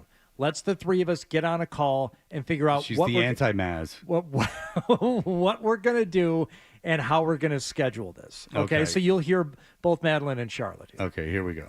So the beginning of the conversation felt a little circular. I felt like 30 minutes into it. By the way, we talked to her for an hour and a half. By the end of the all good PR people. Yeah, cutting right to the This chase. is just supposed to be a phone call to schedule a time for her to come on their podcast. Right, which should be a 5-minute phone call at most. Yes. But then again, I'm dealing with just the PR people for Dan Aykroyd and stuff. I don't really know about, someone who is representing someone with tens of thousands of followers on Instagram. By the end of the call, it's like we've been on the phone for like almost 2 hours, and we're like, okay, what are we doing? Like, what is the point of this? And so I basically make the case to her. I'm like, come on the show. You want to correct the record about Miss Main Pageant and who knows what else? Like, come on the show, correct the record. Let's talk about this. And it would only have been fair if she came on the show. We've been talking about her for 8 months. Like, of course she should have a right to come on and be like, what? Why'd you say this? I've been talking about her for over a year. You know, I don't want to split hairs with Charlotte Wilder, but it seems like she hasn't been as dedicated, Johnny come lately, as some of us. Yeah. What? Why'd you say this? Tuesday, we don't hear from her. Wednesday, we don't hear from her. And this is where it felt like a toxic relationship. We were also trying to stay professional. Like, hey, Jordan, let us know what time could work. We've cleared our schedule for, like, really, because this is journalism. She is a source. It felt like she kept wanting us to cross some boundary of, like, sometimes it was like she was asking for guidance or, like, a friendship. And Thursday, we were like, we need to call her. So we tell her we're joining the Athletic Podcast Network, and she was not pleased. She was like, the Athletic's been awful to me. She really hasn't liked the reporting. Yeah. Okay, can I ask you a question real quick? How are people supposed to report on her? So she could be Bill Belichick's girlfriend and just be his girlfriend. This is entirely on her. It's not even on Bill. Well, Bill took her to like events, but that's his right. Like, you know, events where there's a red carpet, but that's his right. But even then, it would just be kind of like, oh wow, he's with some young chick, and then it would kind of go out of the way. This is entirely her fault. She wants to be famous, and she has no talents that she's showing. The only thing she's doing is banging an old ugly, stick in the mud guy. And so what does she want people to say about that? Oh, okay, well, I'm a PR person too. All right, the one public thing you did with PR was a disaster. So how exactly should you be reported on? Honestly, seriously, if she wants to be famous for what? I'll call in 617-779-0985. I might be just the most negative person in the world. Can you explain to me how she can be both famous and have nothing written about her negatively? And not only that, what does she want to be famous for? Just tell me. An article about Jordan Hudson. What's she doing? Why should she be famous? What should be written about her? She wants things written about her. What should they be? On her Trouble Cup. Yeah, but that's a disaster. Her PR is a disaster. She's the worst PR person you could argue ever. The most famously bad PR person of all time. Unless there's some Watergate deep throat guy or something that, like, I don't know, like, I'm sure. To see here, yeah, I mean, there's guys that have, been the press secretary for the presidents that have screwed up and stuff like that. I know Ford's guy went on Saturday Night Live and it got him fired. But, of this digital era, I don't know if there's been a worse PR person than her. Again, almost impossible to screw up CBS Sunday Morning. They just want to get it over with and get it on the air so old people will watch it. Older than me, even. Joe doesn't have anything constructive, but I'll take it. Joe, go ahead. I said Jordan Hudson's an absolute dodo bird, and she makes a mess for herself. I just don't know what she wants written about her that's positive. Like, the relationship with Bill isn't a positive, and her PR is a disaster. So what exactly are you supposed to write about? Like, I wish someone would write about my daughter. About what? Well, she goes to school. She got a good grade in English. Well, that's not news. Yeah, but she wants to be famous. You understand what I'm saying? Yeah. Like you should write about my pageant stuff. Well, no one cares. No one writes about pageants. That's not interesting to anyone. And the news has to either be, either interesting or necessary. This doesn't get into into any of the audio that we have to go through, Fred, but it is an interesting point that Madeline and Charlotte bring up during the podcast. Is they talk about how like they're now women in their 30s who've been in the industry for a decade plus, and how Jordan is. They talk about the age difference and how like young people like Jordan don't understand that. What the point that you're making, it's like, well, why wouldn't you write about these nice things? Well, that's not what we're here to do. This isn't social media where you get to curate what everybody sees and you get to kind of control the narrative. Like, you've crossed over into a different world now, the world of journalism, where we report on things that are interesting to an audience that may or may not be flattering to you. And they talk a bit about that in the podcast about how Jordan just doesn't seem to understand that. You're like, and we'll get to it after we talk to Alex Barth, but you're a reality star. You have no talent. Yeah. Like, your talent is being in a pageant, which is something that no one's into. It's like being the champion at push hands. No.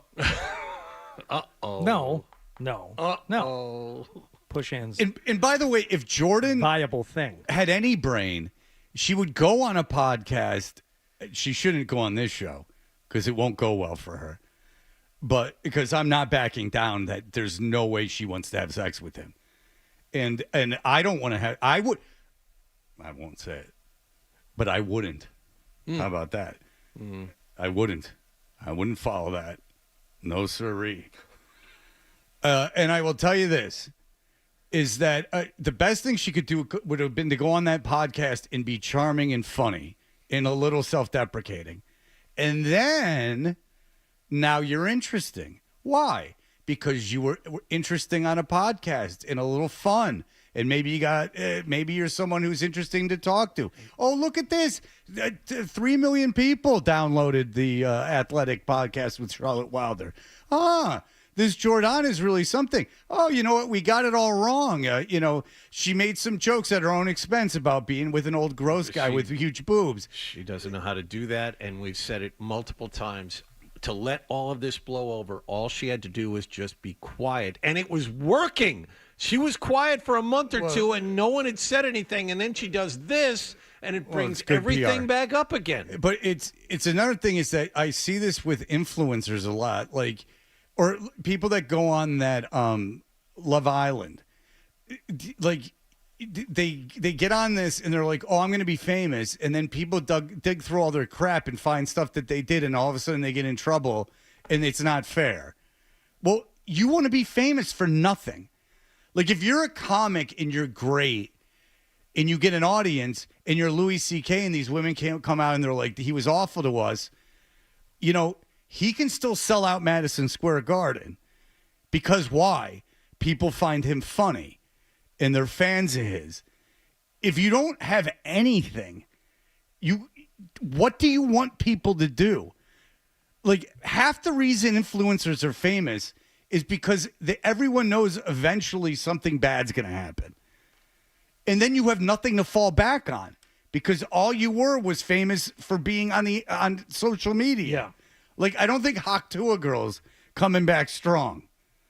Like, Haktua Girl with the coin. I think Haktua Girls, what's she going to do? Like, I found something else I can talk about. I can talk about pegging at this time. Yeah, when you get famous for being famous, and it's not just, it did this and ended up being famous for it, and your fame kind of overrides it, that's one thing. But if you just become famous for something like this, then, yeah, you've got nothing to, like you said, go back to and to kind of, reestablish yourself as, because you never were established in the first place. Yeah, I mean, she's the Haktua Girl, but at least the Haktua Girl was funny once. All right, we'll be back in just a moment. Alex Barth's going to join us to talk about the Pats preseason game, and then we'll get back to this later in the hour. Stay tuned for more Toucher and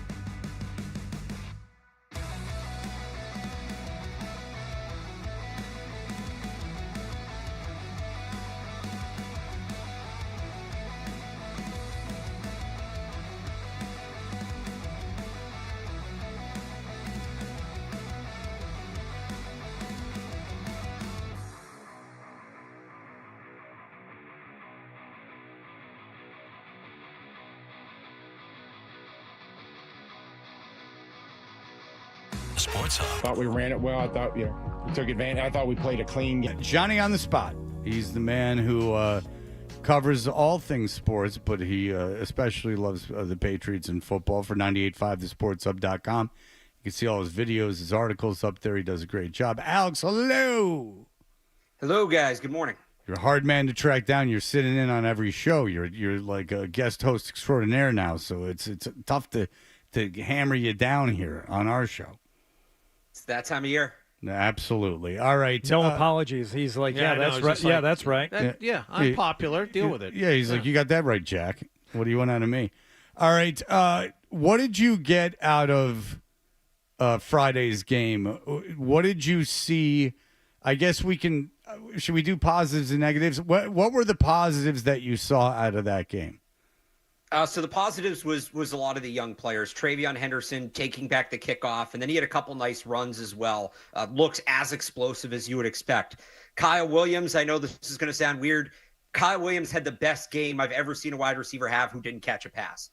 He was constantly getting open, and Josh Dobbs was either just missing him or not throwing him the ball. But I thought he had a really good game. Some of their defensive players, Craig Woodson, who kind of had a quieter camp after a strong spring, I think showed a lot of the things we saw in the spring you got excited about, constantly around the football. The UDFA, Elijah Ponder, the pass rusher, I thought showed up a couple times. And then Will Campbell, we can get to the negatives. He did have one play that, kind of opens your eyes in that regard. But in the run game, he's mean, he's nasty, he's physical, and you can see how he can be a game changer in that facet of the game. Yeah, young linemen, they usually get the run game first, right? It takes more of kind of like refinement and technique in pass protection, if I'm not mistaken. Yeah, especially when you look at the way that him and Jared Wilson, another rookie who's next to him, and it's rare you have two rookies playing next to each other on the left side of the line. You look at the play on which they got beat, that wasn't he got overpowered, that wasn't short arms, that wasn't anything like that. It was a twist, and him and Wilson have only been playing together for like 3 weeks, and they got to communicate and figure out how they're going to pick that up. Instead, Campbell gets caught up in the middle. Wilson can't get around to block the outside guy, and it puts a free rusher on Drake May, who probably should have taken the sack there. But that's a coaching moment. And Mike Vrabel even said after the game that was something they were working on in practice, picking up, and they were picking up in practice. It just has to translate. So that was a moment, I think, where you just see two young linemen encountering something that they haven't encountered a lot before, and they're going to have to figure out how they want to handle that. Watching Will Campbell closely, for the time that he was in there, and I forgot to ask anybody of substance before this morning. I asked Zoe, and he hasn't gotten back to me. But I thought I saw Will Campbell jump early about 5 times. I thought they looked like false starts where he was taking a step back, like either he is like got the most elite timing of anyone on that line, or that's something that it could present itself as a problem. Did you see any of that, Alex? I did. So that's a lot of linemen do this in the league now because they know the snap count, right? So they now try to jump the snap count the same way a defensive lineman does. Morgan Moses, I actually didn't notice if he was doing it or he didn't play Friday night. But like in practice, Morgan Moses does that a ton. A lot of veteran linemen do it. Trent Williams does it a lot. Trent Brown used to do it a lot here. Chuks Okorafor tried to do it last year in a preseason game and got called for 3 false starts in a row. So, there's a skill that comes with it. And sometimes if you're getting too close, officials will call it. Some people would say 1 false start, if you're getting that extra quarter second over an entire game, is worth the trade-off. And there's some debate on that, but it would not surprise me, especially considering how close Campbell has been with Morgan Moses, if that's something he's working on and maybe trying to get that right at the snap and jump the snap in order to get that extra quarter second, because it's something you see linemen around the league do. But I did notice that, Hardy, and he was very close with it a few times. That might draw a flag at some point. If he'd been in the game longer, maybe that would have been the case. But I don't think that's him not knowing the snap count. I think that's him trying to do something that we see a lot of tackles in the league do. I wanted to get back, Alex, to what you were talking about in the rookies starting. Obviously, the left side of the offensive line, those two guys are pretty much cemented in there unless they get hurt. But it was telling to me that Travion Henderson left the game as soon as the ones left the game on offense. You mentioned Kyle Williams. I saw all the film on replay of him getting open and Josh Dobbs not getting him the football. But in the secondary, all of a sudden there's momentum for Woodson to start and Duggar running with the twos at practice yesterday. We talked with Mike Giardi about the possibility of trading him, Duggar that is, and that looks like more and more possibility. It's going to be hard to get somebody to take on the contract. That's kind of my big holdup there, but it looks like he's getting passed on the depth chart, and whatever that ends up being, it ends up being, whether he's just here and he's an expensive backup, if they can find a trade partner, if they decide to eat the money and cut him. Last year was not a good year for him, and he was hurt. He was playing through an injury all year, and that clearly impacted him, but he still at times hasn't looked like he's all the way back, and he missed the whole spring while he was still rehabbing from that injury. So I don't know what it is. But it might be something that's still impacting him. If this is something that's going to be nagging, that's going to be chronic, that he's just never going to fully come back from, it's going to be tough because it impacts his ability to move. And what made him, a good player before he got hurt was his ability to recognize the play and quickly get to the spot. And you lose half a step on that, and it changes his game. But again, let's talk about Henderson a little bit. And now Ramondre didn't practice yesterday. It just looks more and more like Henderson might be your starting running back for this team. He might. I think with Josh McDaniels has always been very aware of like how much usage his running backs are getting and not overusing guys. This is something I've talked about the last few years.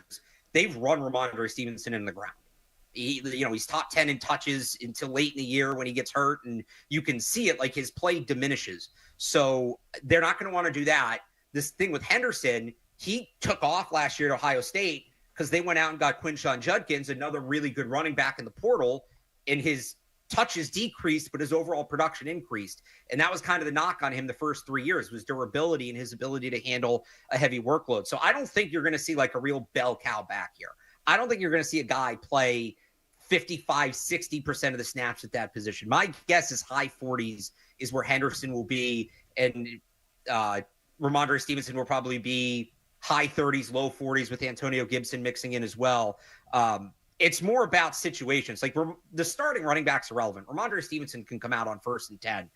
Who's in on 3rd downs? Who's in on the 2-minute drill? I think that's going to be Travion Henderson. He's going to be more maximum impact, even if it's not volume. I think is, at least for this year, I think is what's ahead of him. All right, Alex, we were talking about Drake May, and look, if you go out on the street and you said, you ask people, how was Caleb Williams last year? Everyone's going to go, well, he sucked. And then you look at his numbers and you're like, well, he didn't suck. Like, he put up pretty decent numbers. He had a bad offensive line. If you ask people, how about Drake May? They'd be like, he's fantastic. He was great. Drake May now is going to be looked under like a similar lens of Caleb Williams in that, he's going to be expected to win. How confident are you on him in his second year? And, he didn't play a ton last year. How confident are you that he can make that leap to not only being, physically gifted and being able to do all those things, but not make mistakes? I mean, I feel a lot better than I did at the beginning of camp because I think he's picked up the offense. I don't think that's going to be the hurdle. Some people had it for him. He looks comfortable in that offense. He looks in control, but he does need to cut down on the turnovers, like that play on Friday night, right? You just got to take the sack there. You're not getting that ball out. It's not ideal, but that's the big thing. That's the big unknown. I don't think he's ever going to be a guy like, Brady or Rodgers in his prime that's throwing 4 interceptions in a season. That's just not his game. He's going to have more turnovers than the average quarterback. I said this on Zolak and Bertrand last week. I think a good number for him, turnovers, not interceptions, turnovers, so including fumbles. Can he be under a turnover a game? I think even if he starts 17 games, right, and he has 15 turnovers, some people might look at that as high. I think it is high relative to the average quarterback. For him, if the rest of the production's there, right, he's up close to 30 touchdowns, throwing and rushing, you take 15 turnovers. So it's never going to be. Can you win 10 games when your quarterback turns it over that many times? With this defense, I think they can. And this schedule, that's part of it too. It's a weak schedule, but I think they can. Like a turnover a game, this defense should be forcing a turnover a game, right? So if you're netting that out 0, you should be in good shape. Now, if it's if he's getting closer to 20 turnovers, then it's going to be a lot harder. Okay. All right. Well, listen, Alex, I talked to you more, but I have more Jordan Hudson news, and I can't be. I can't leave that on hold. You got to give the people what they want. I get it. Thank you, Alex. And the people want you as well. And you can get all the Alex Barth you can handle at 985thesportshub.com. He's one of the great analysts out there. He loves it. He was dead on with the drafts and everything else. Alex, thank you so much. Thanks for having me, guys. All right, we appreciate it. There you go. The great Alex Barth. People's expectations are sky high, Johnny Wall game. Way too high. Well, way too high. You were following this team in the 80s, so, I mean, you've been... Way too high. All right. Look, listen, it's 30 years of excellence. You know, what are you going to do? Hopefully they're right. Hopefully, for our sake, the radio show, they're right. You know, it might just take like another decade of feebleness to... I just get people in the right frame of mind. They haven't been beaten into submission appropriately enough. We've discussed this. That seems to be the case. They need another 4-win season to truly get the idea that this doesn't happen overnight. Yes, maybe so. All right, so we'll be back. Here are the headlines, and we'll be back with more of that Jordan Hudson, Charlotte Wilder stuff. Essential Sports Hub headline presented by Celsius Energy Drinks. Red Sox were beaten in San Diego yesterday 6-2. They lose 2 of 3 to the Padres over the weekend. They're a game behind Seattle for the top wild card in the American League. They visit Houston tonight with Garrett Crochet scheduled to pitch. In Patriots news, they were without Christian Gonzalez, Jalen Polk, Ramondre Stevenson, and Kendrick Bourne, among others, in their final public practice of training camp yesterday morning in Foxborough. Mike Vrabel told the media before the workout, Gonzalez and Polk are out the entire upcoming week. Celtics have waived two-way forward Miles Norris, and the UFC has signed a rights deal with Paramount Plus and CBS this morning. It's for 7 years and $7.7 billion. Sports Hub headlines are brought to you by the McGovern Automotive Group. McGovern and 98.5 The Sports Hub are giving away a brand new Ford F-150. For more info on how to enter, follow 98.5 The Sports Hub and McGovern Auto Group on Instagram. Complete rules and details at 985thesportshub.com. I'm John Wallach of Boston's Home for Sports, 98.5 The Sports Hub. Your next update at 9 o'clock. More Toucher and Hardy on the way.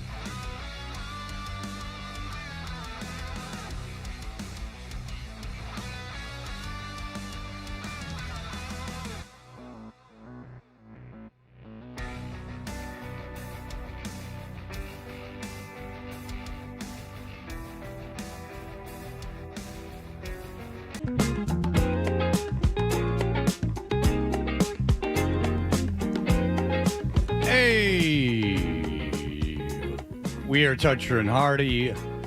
Charlotte Wilder has been on the show a few times. She has a podcast is with The Athletic now. And they are obsessed with Jordan Hudson and Bill's relationships, as am I. Charlotte Wilder even went to Maine for the Miss Maine thing. And when we last left them, what had happened is Jordan one Friday night had called Charlotte Wilder. She expressed a little bit of a desire to do the show. Charlotte and her partner got Jordan on the phone and talked for an hour and a half, where Jordan misused legal terms and sounded, they were implying that she's not overly intelligent. And again, Jordan Hudson wants to be famous. Let's make that very clear. She wants to be famous, but she doesn't want to be famous. What does she want to be famous for? Well, she's famous for banging a guy 49 years older than her. Now, let's put that in perspective. That would mean that the person I would date when I'm Bill's age is currently 1. So that is a good way to put it. It's not a great way of putting it, but it's accurate.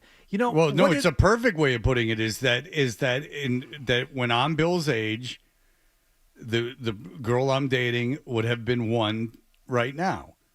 So that's exactly what it is. That's a lot of gap. I mean, you date someone who's like 15 years younger than you, and you go, oh, well, you had the internet and everything. 49 years older, there's been wars. I wonder if she wants to be famous because the whole genesis of this was her wanting to set the record straight about their podcast about the Maine beauty contest. That's her And if her shield is Miss Maine.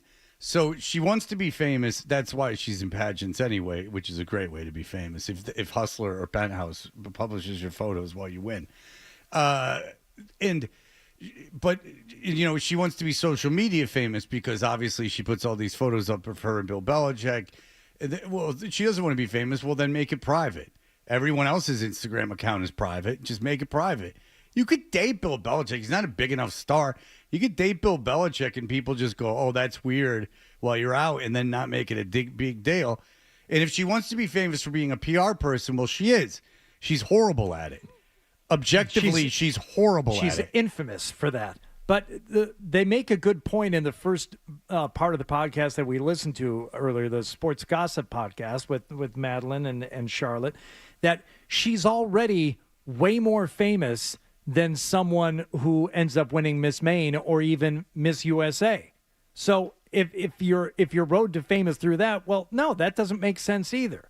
It's a very strange culture, the pageant culture. She uses it as a shield, and so that she can be remember when she got kicked out of that club and Linda Holiday was mad at her and her whole response was, and they were wearing sashes. Her whole thing is and you were making fun of our community like a righteous victim. I am of the pageant community and you are talking down to us. She uses it as a shield. Oh, no. I don't want to be famous for dating Bill Belichick.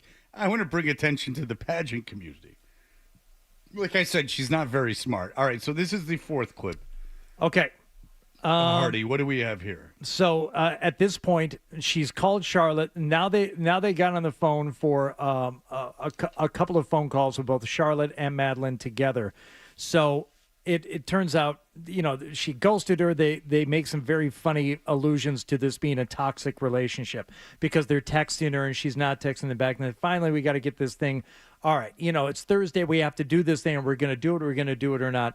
So it looks like it's not going to happen. But Jordan calls Charlotte some more anyway. But I guess there is some narrative completion here in the fact that she called me alone Saturday night. Yeah. And then It's all at night. Friday night, Saturday night. She wants friends. Bill's asleep. I mean, not to bury the lead here. Number one, Bill's asleep. But I think she wants to be friends, and maybe she needs more friends. Well, I mean, she was on Nantucket. I would imagine there was people her age running all around. I mean, didn't you see them laying on the grass?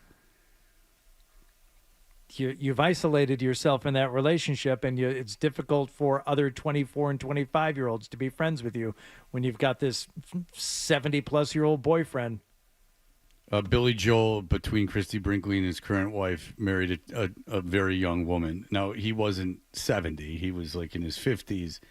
And she goes, they go, why do you think you got divorced? And she's like, oh, no, because he's much older than me. And then they asked him, and he goes, yeah. I didn't want to go out, and she wanted to go out. Yeah. She's a kid. Yeah. She wants to go out. Bill can't. Bill is old enough where he can't. A spry 73-year-old is a guy who plays 18 holes of golf. He's not someone who's out till 3 in the morning, doing blow. All right. But I guess there is some narrative completion here in the fact that she called me alone Saturday night. Yeah. And then Friday at 2:45, I answer. She, it starts out, there's a real edge to her voice this time. And she was travel, I couldn't make travel work. There's been some shifts in my schedule. Yeah, her work. Trouble Cup. Yeah, Trouble Cup. She's got to light some more fires. She's got to piss off some more people. No, Fred. PR people put out fires. What are you saying? Oh, I put out fires. Oh, that's where the mistake. I thought I was supposed to make things worse. I thought I was supposed to sprinkle gasoline all over the place. Yeah, and then flick a cigarette at it. Oh, I should have finished my education. I shouldn't have dropped out. And I was like, okay. And then she really starts. I mean, she's yelling at me. She's crying. This sounds like someone who's really enjoying their life.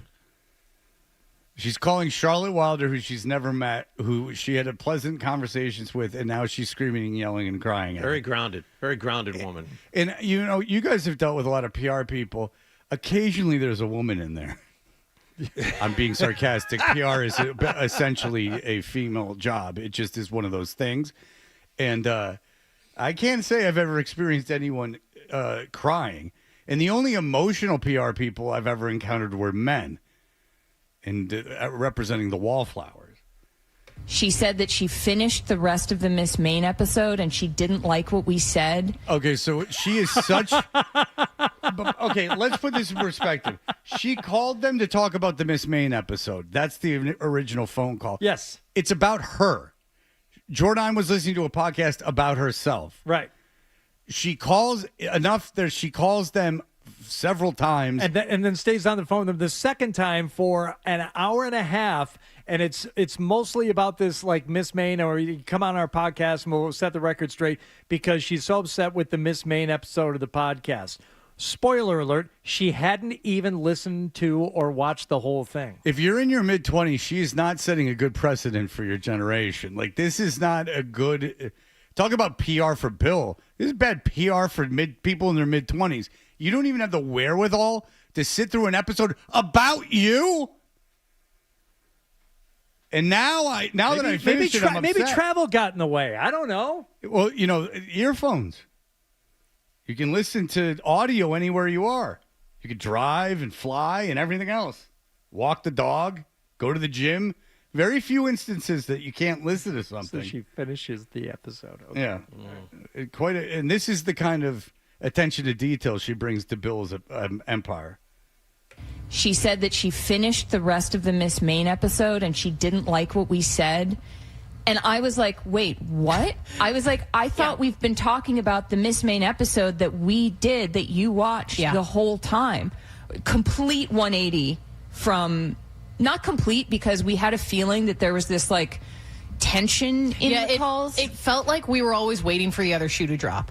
All right. And then finally, they wrap this. Yeah, their final thoughts on this. She called a reporter. That is a fact. There was no publicist on the other line.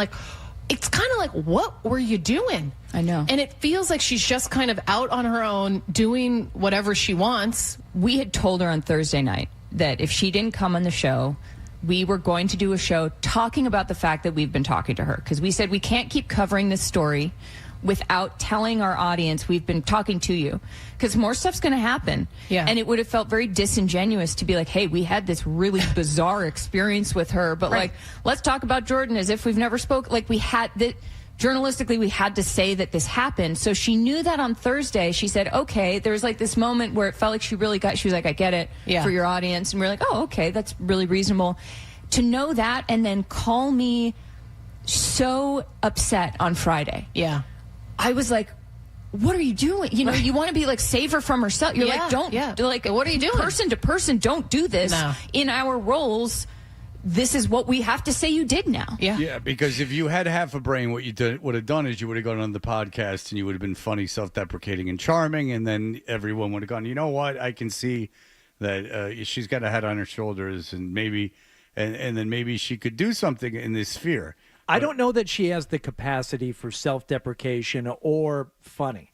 Charming, she should be able to pull off. Well, what I'm saying is, you know, in order to be a media figure that people are interested in, you have to have the ability to be engaging. And if you don't have that, again, you're famous for letting an old man who's gross and has a terrible personality put it in you. And that's it. All right. Well, thank you, Charlotte Wilder, for doing yeoman's work. Maybe you'll get back to my DM, but who knows? Maybe you won't. Maybe you'll shine on me just like Jordan shined on you. Hypocrite. Tables have turned. All right. Adam 12's all hell-bent on telling us he had a terrible experience over the weekend. We'll hear all about it in just a moment. You're listening to Touch.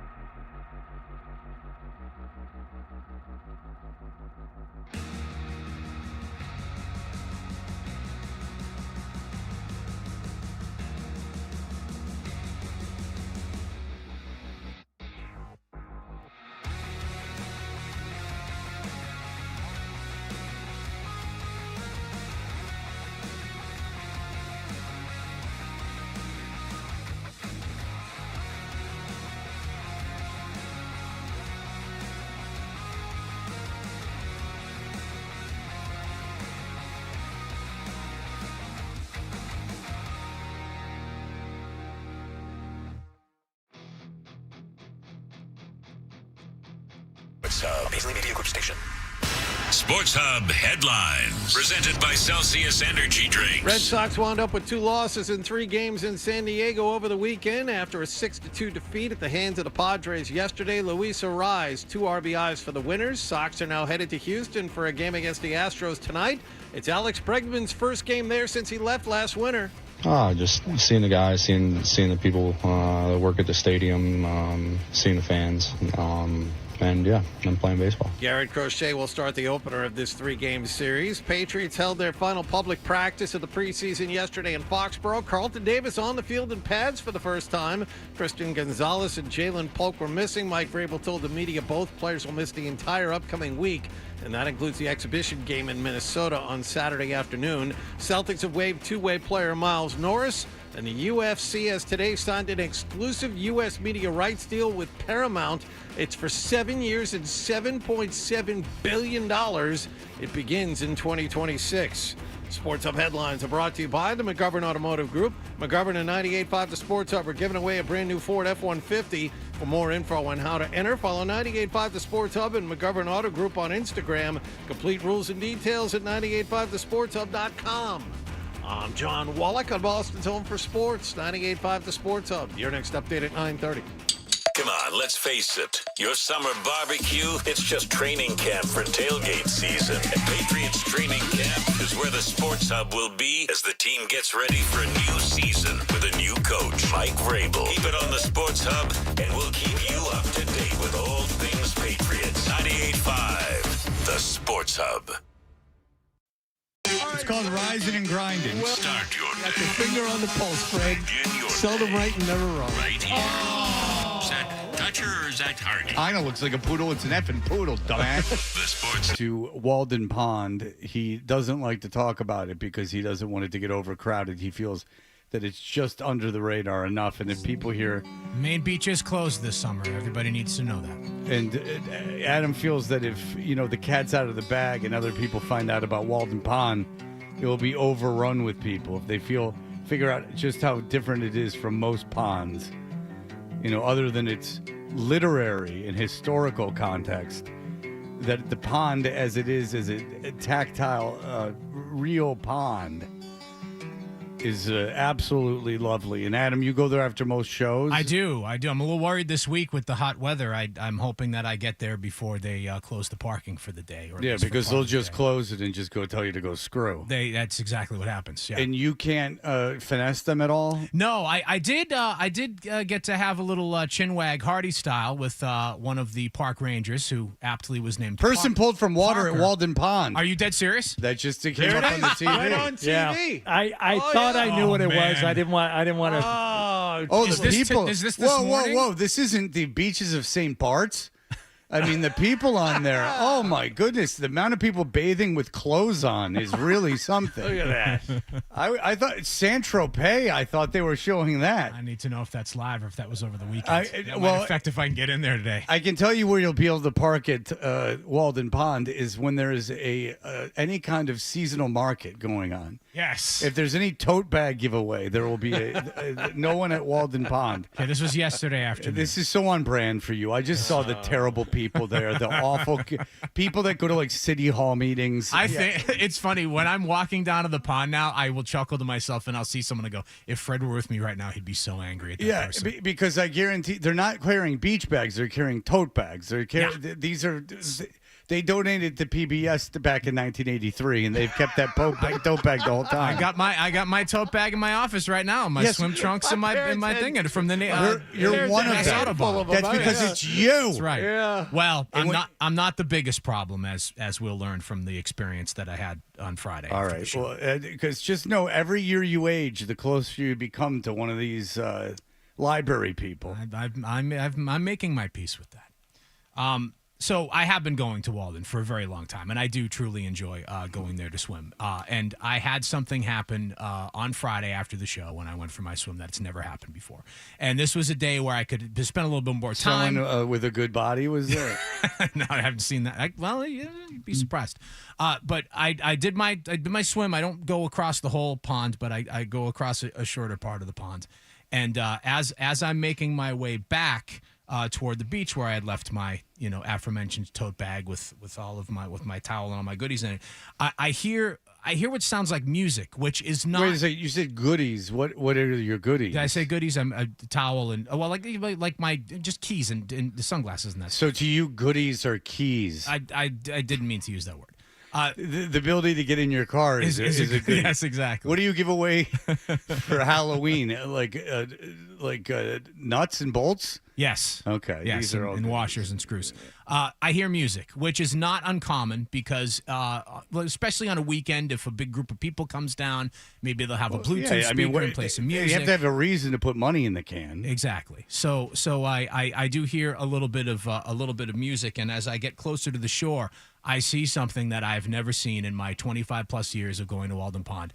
There is a gentleman sitting, playing the acoustic guitar and singing, not unlike the scene from Animal House, but in real life. And it was so unnerving and so upsetting and ruins my entire vibe of like, it's after the show on a Friday, the weekend's ahead of me, I got a nice little swim in at Walden, the world is Adam 12's oyster from here on, and here's this weird guy sitting, and where he was sitting to, he had posted up behind a family that was like sitting enjoying. So it wasn't even like he was off to the side, like busking or something like that. He was just you would have been okay to with. roll up. No, not here, and that's kind of what I wanted to get at here because it's Hardy, you were correct. It's not. Is this what you guessed, Hardy? Did you guys have a little?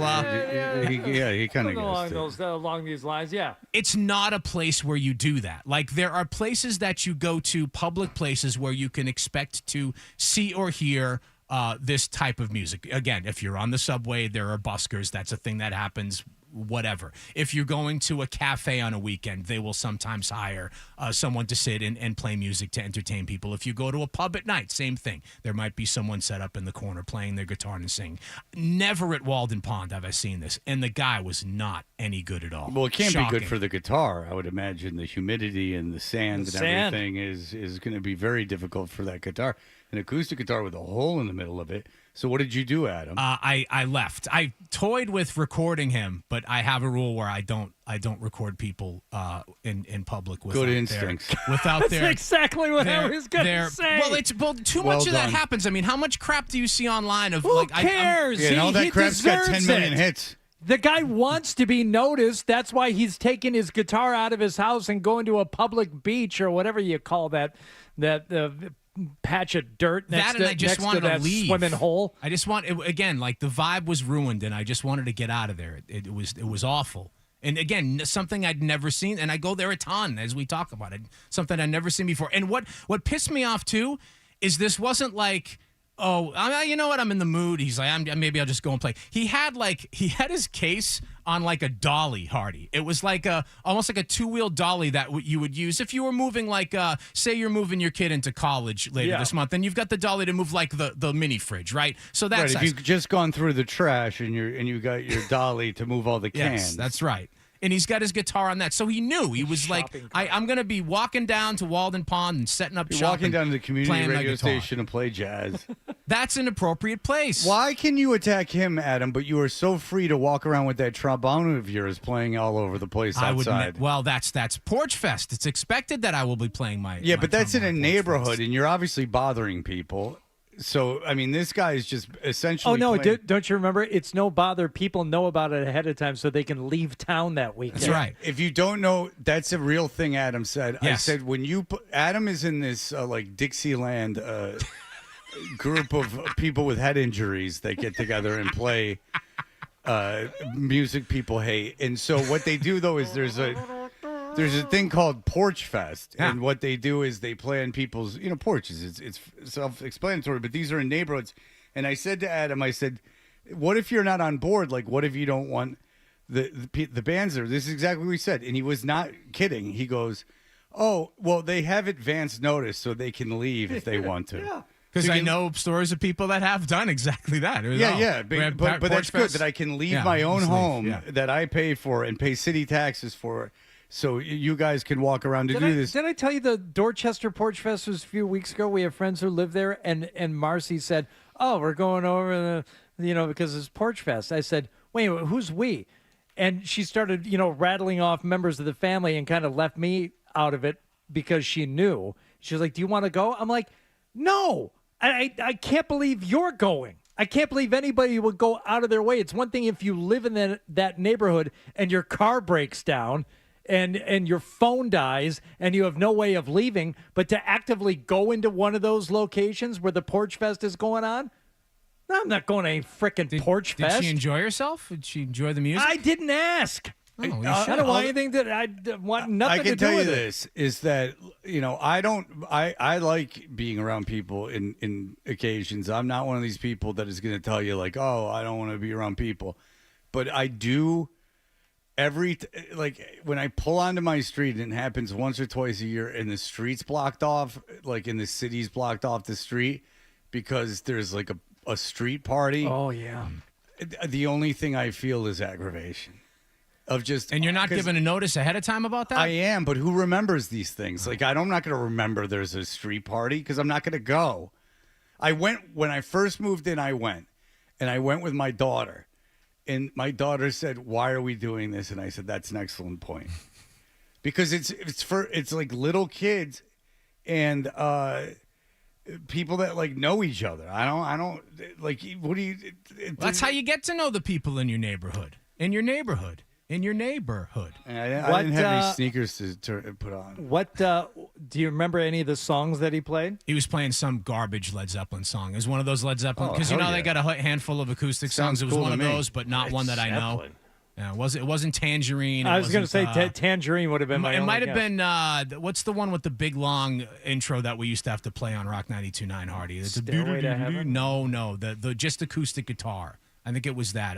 Over the Hills and Far Away. It is. Yeah. That sounds great.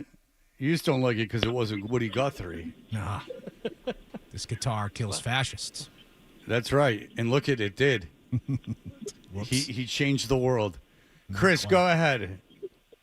Guys, all I can picture is like Hardy just marching down Newberry Street like a New Orleans funeral, just driving away people from left and right from their businesses. It must be horrifying. Oh yeah, you're talking about Adam, and Adam is the one with it was horrifying. Adam is the one who's the enemy here. Mm. We had a nice gathering on my street on Saturday. This was really a wonderful coming together of events. We had gone out, Marcy, Calvin, and I, and got a phone call because there was a guy in the neighborhood doing driveway sealing. And apparently he had been there the day before, and one of my neighbors rightly said... Was he a gypsy? No. I'm not kidding. Isn't that like a whole thing? It's a whole thing. Yeah. This was so exciting for me, but one of the neighbors said, you know what, I can't talk about it. Rob's not home. So you're going to have to come back tomorrow, when he's here. And it's like, thank you. Thank you for involving me in the process. Not so much he couldn't do it without me, but he knew that I would want to be, a whole part of this. So we finished what we had to do, and I said, tell the guy to come back in an hour, and I'll check this whole thing out. Yeah. And I have pockets for hands to go in. He came back around, and I started talking to the guy, and I'll cut to the chase here. It was only $2,000, and he said it was going to match the oil stains on the driveway perfectly. The used motor oil. No, it wasn't $2,000. He wasn't using used motor oil. He was a legit guy. But once I decided, you know what, I was going to do this myself, but I don't really want to. This does not look like a job that I would necessarily do well or enjoy. Did you tell him that part of the deal of you paying the money to him would be that you stand there and watch him the entire time? Is he aware of this? No, and I watch from inside the house. I'm not a lunatic. I did make a couple of excuses to go out there and give them drinks. But because you're nice. Once I started doing it, then another neighbor comes out, walks down. So I got to leave the house. Then another neighbor comes out. By the time he was done, there was one neighbor who was away, saw what was happening on the Ring doorbell. And started masturbating. And I said, I got to watch not just my driveway, 5 driveways get sealed on Saturday. Wouldn't it be funny? Listen to this. Wouldn't it be funny if, like, all the dads, like, all the men were out of the homes, like, watching this, and it was something, like, the women hired so, like, they could all have affairs? Like, during this whole time, they, like... Desperate Housewives type of thing? Yeah, they lured everyone out of all the men out of the house with this sealing scam so they could all, like, now we can freely have our affairs. All right, Adolfo wants to talk to. Hey. Hello, Adolfo. Hello. Adolfo. Hey, yeah, I had a bone to pick with Adam 12. No. Yeah, it's just like the whole point of Walden was to like be outside of the everyday abstraction of expectations of what society has on us. And to say you can't busk at Walden Pond is antithetical to what Thorough said. Yeah. You know what, Adolfo? You've convinced me. I was wrong. Yeah, let him down. All right, Adolfo, you like the acoustic guitar? I mean, I could live without it, but hey, it's nice to have some ambient background music. I don't know about that. I don't know. It seems like the guy's really the acoustic guitar is best played in one's room with the door shut.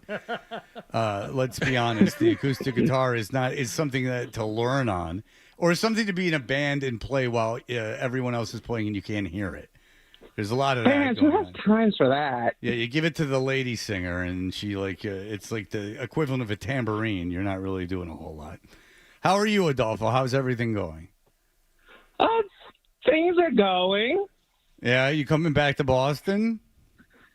I don't got any plans in the immediate future. Like, I kind of want to go come back around the winter. Just so I can experience New England in all seasons. Yeah, you and everyone else. I mean, everyone wants to be here in the winter. All right. Well, Adolfo, thank you for listening and thank you for calling. Yeah, that's great, buddy. Good to hear from you. Oh, yeah. I listen on the tubes of you. All right. Well, anytime you want to go get some audio or something, just let us know. All right. I already have. All right. We'll send it to Adam, you silly goose. All right. All right. Okay. There you go. Thank you, Adolfo. Adolfo listens every morning. A lovely surprise hearing from Adolfo. Yeah, and I mean, he really laid it. I mean, the words he was using. He was ready to get metaphysical on your ass. I think he attempted an antithetical. Yeah, 10 seconds and he got me to flip-flop. And that was the lesser of all the words. Yeah. All right. Do I have this here? Yeah, we got this here. Well, coming up, I have not gotten a lot of emails today. I don't know if it's because the show has sucked, which I don't think it has. It's been moving right along. But we will do our award-winning email segment in just a moment.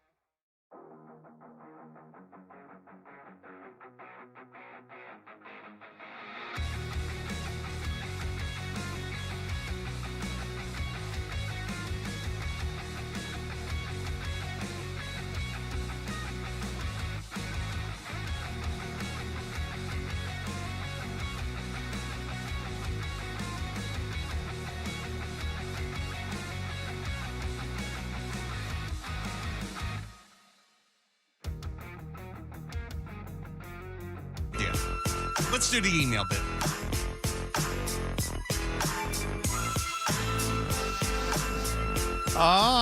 Hello. We are Toucher and Hardy. If you want to find our email addresses, simply go to 985thesportshub.com. Follow us on Instagram and on Twitter, which is, if you're on Twitter and you don't have any, like, real reason to be, like your boss doesn't make you, get off of Twitter.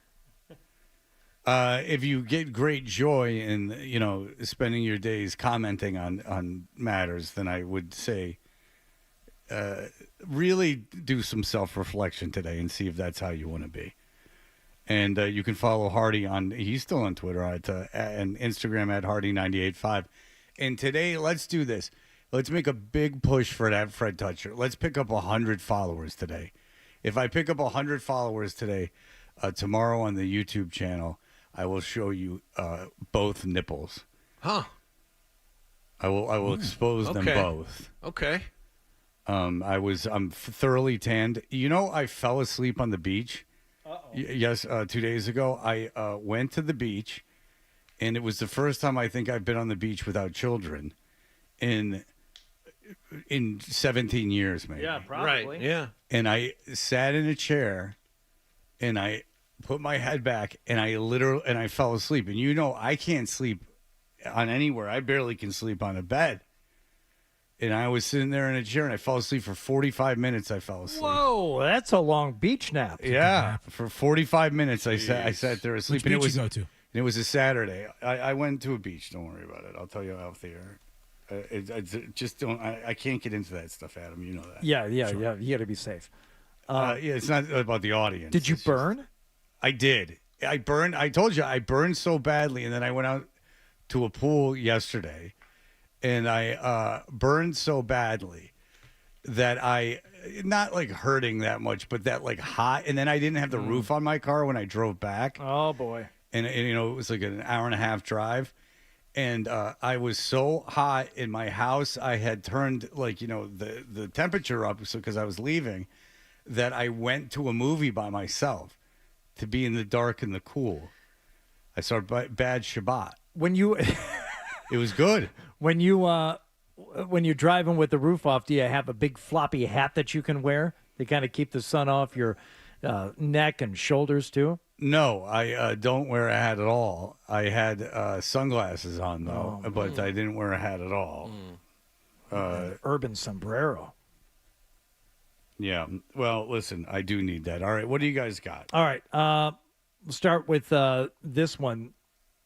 Forwarded to me from Adam12. It says, "Hi, Adam. Hope this finds you well. I'm reaching out about an exciting event happening in New England next month. Stallionaire, frontman of the multi-platinum rock band Godsmack, is hosting the first annual Smack This Scramble, September 6th and 7th at Mohegan Sun Golf Club in Connecticut.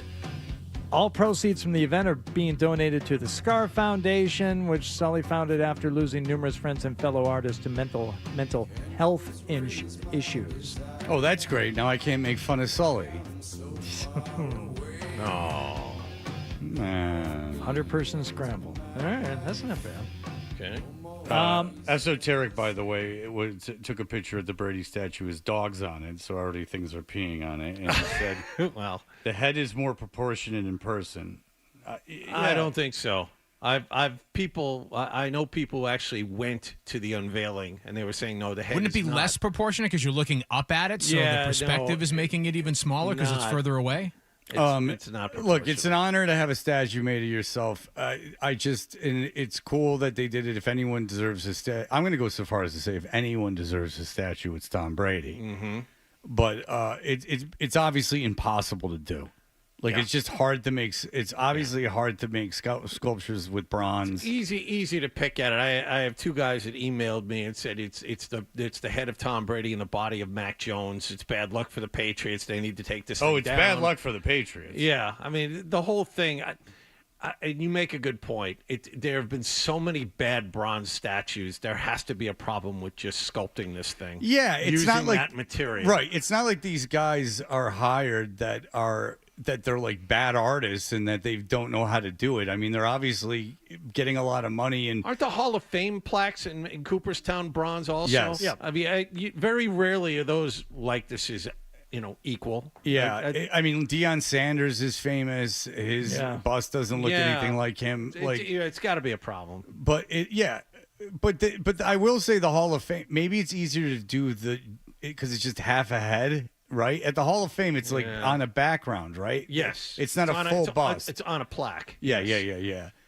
Because those maybe smaller and on a plaque. And I don't know if that's bronze. I don't know. I actually don't know. I've been there, and I've obviously seen it on the internet, but I don't know. I was just there 2 summers ago, and I've forgotten. Yeah, but the full statue, like the larger-than-life statue, seems to be very difficult to make. Now, there are statues that are kind of cool-looking, where it's deliberately kind of well formed, like it's like there's like chips and stuff, like, you know what I'm saying, like where it's done like it really looks like it was chiseled, and that's why I think you got to work with marble.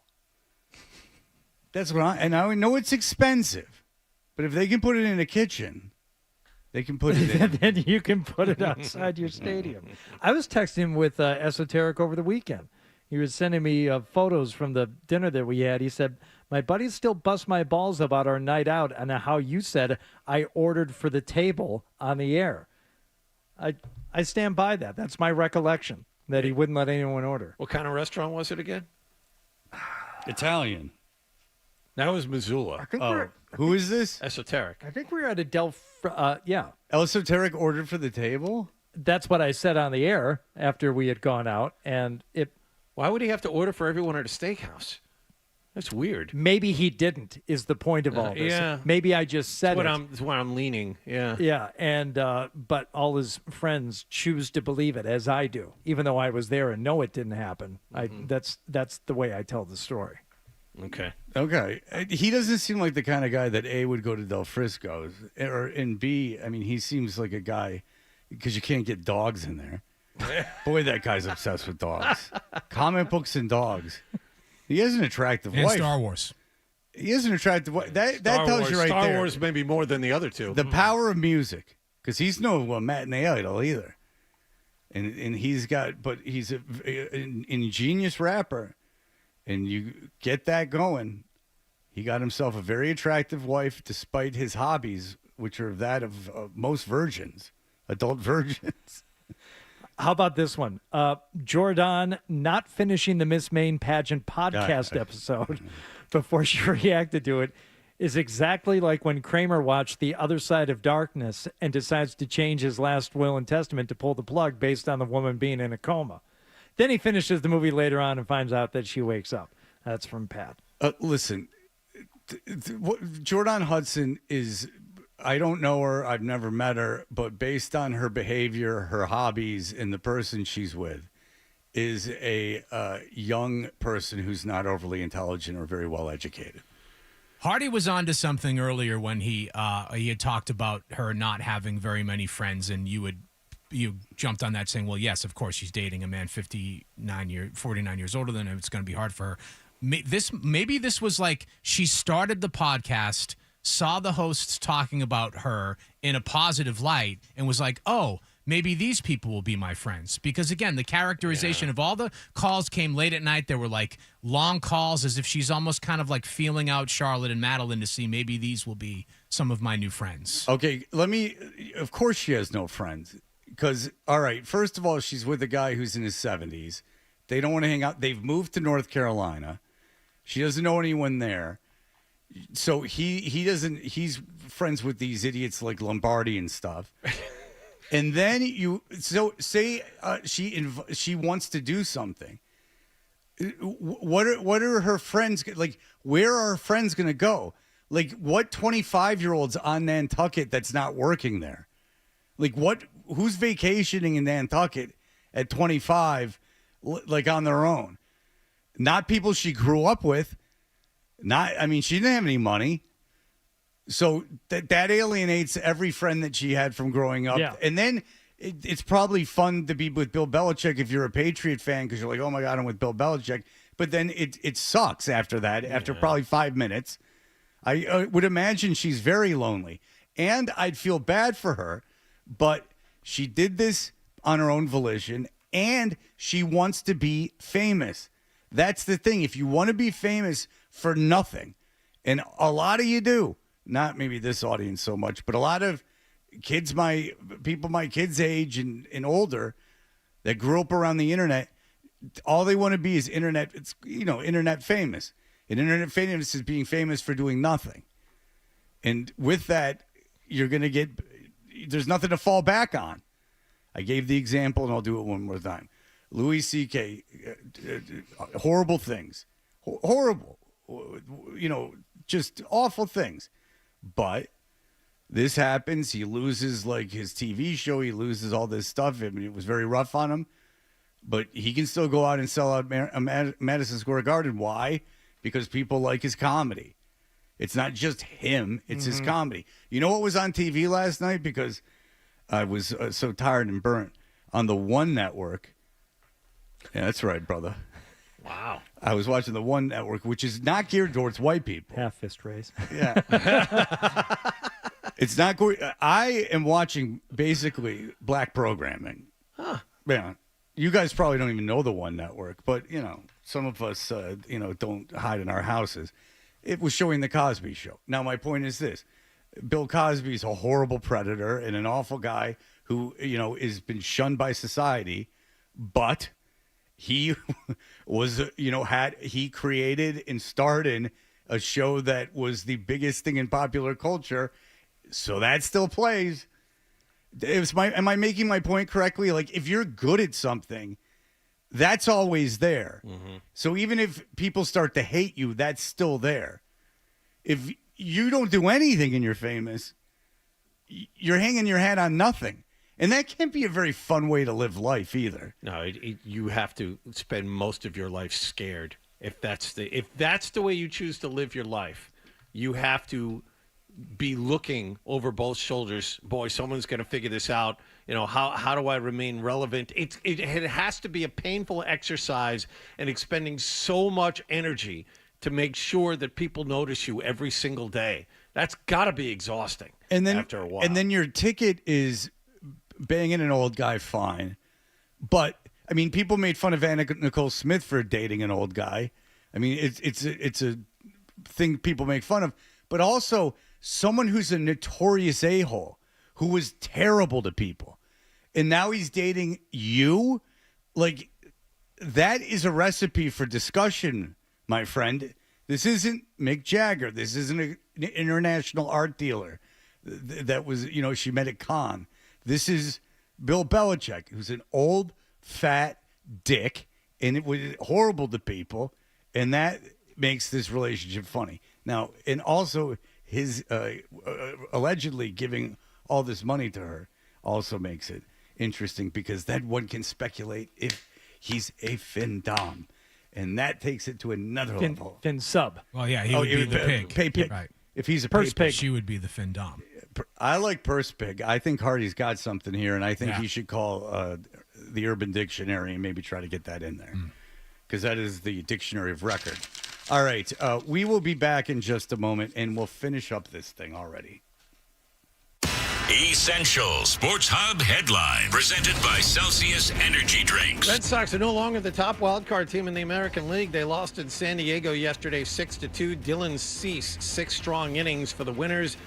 Padres take 2 out of 3 from the Sox over the weekend. The Red Sox now trail Seattle by a game for the top wildcard spot in the AL. They'll pitch Garrett Crochet in Houston tonight. In Patriots news, they were without Christian Gonzalez, Jalen Polk, Ramondre Stevenson, and Kendrick Bourne, among others, in their final public training camp practice yesterday morning.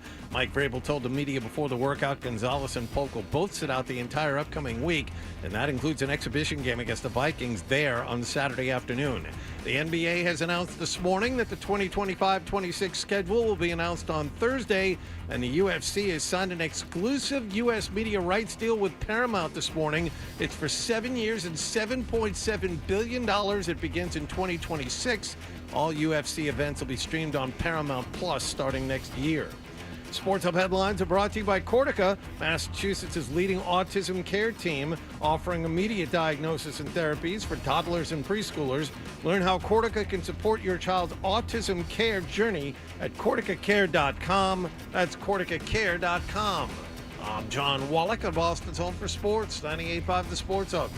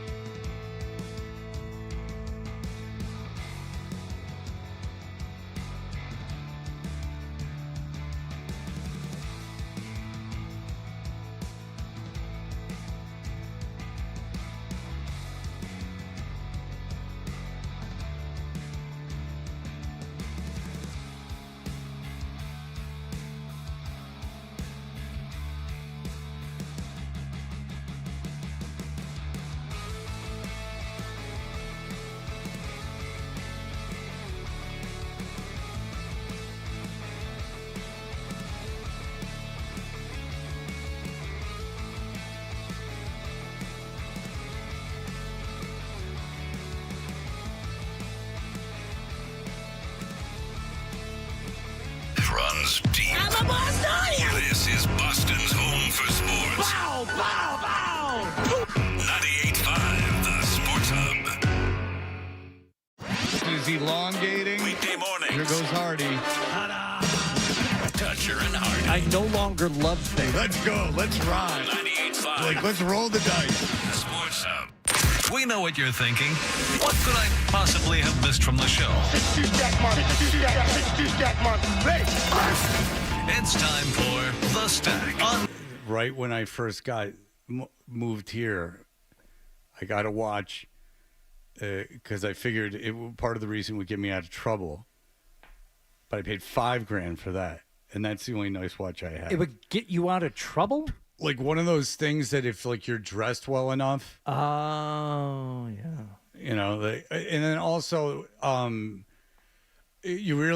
so there was one time when I was working at 99X in Atlanta, I was essentially the receptionist for the programming department. This is when there was a magazine in-house. I mean, this was an operation. And there was a guy walking around, and he had a long beard, and he smelled.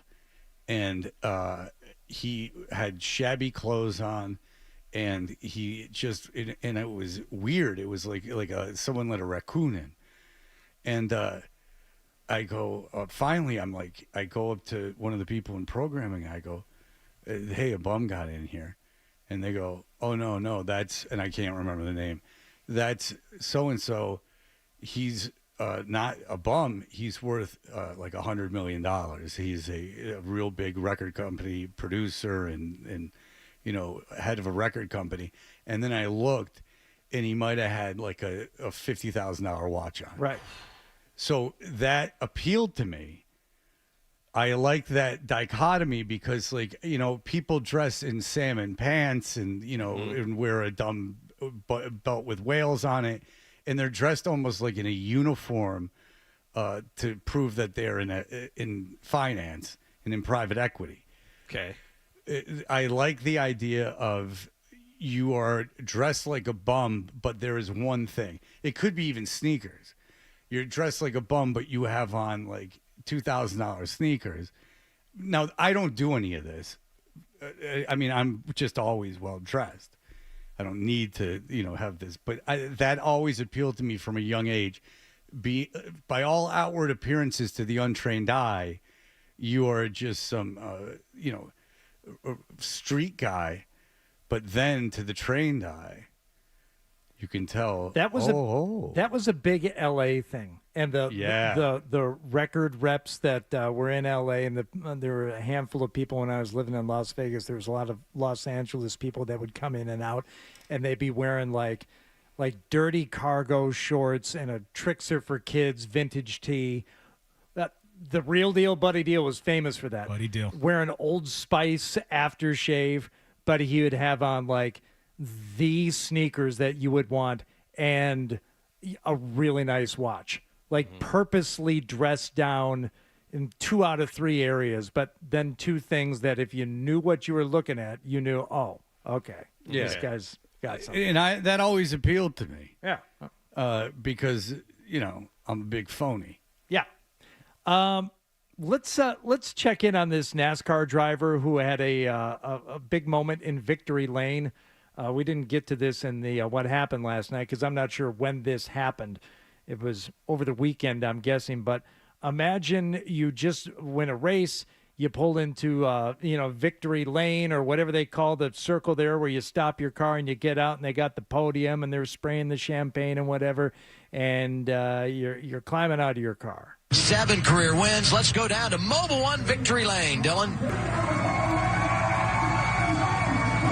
Down on the cage stand. Oh, my gosh, he fell.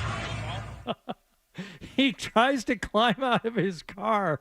And doors don't open on those things.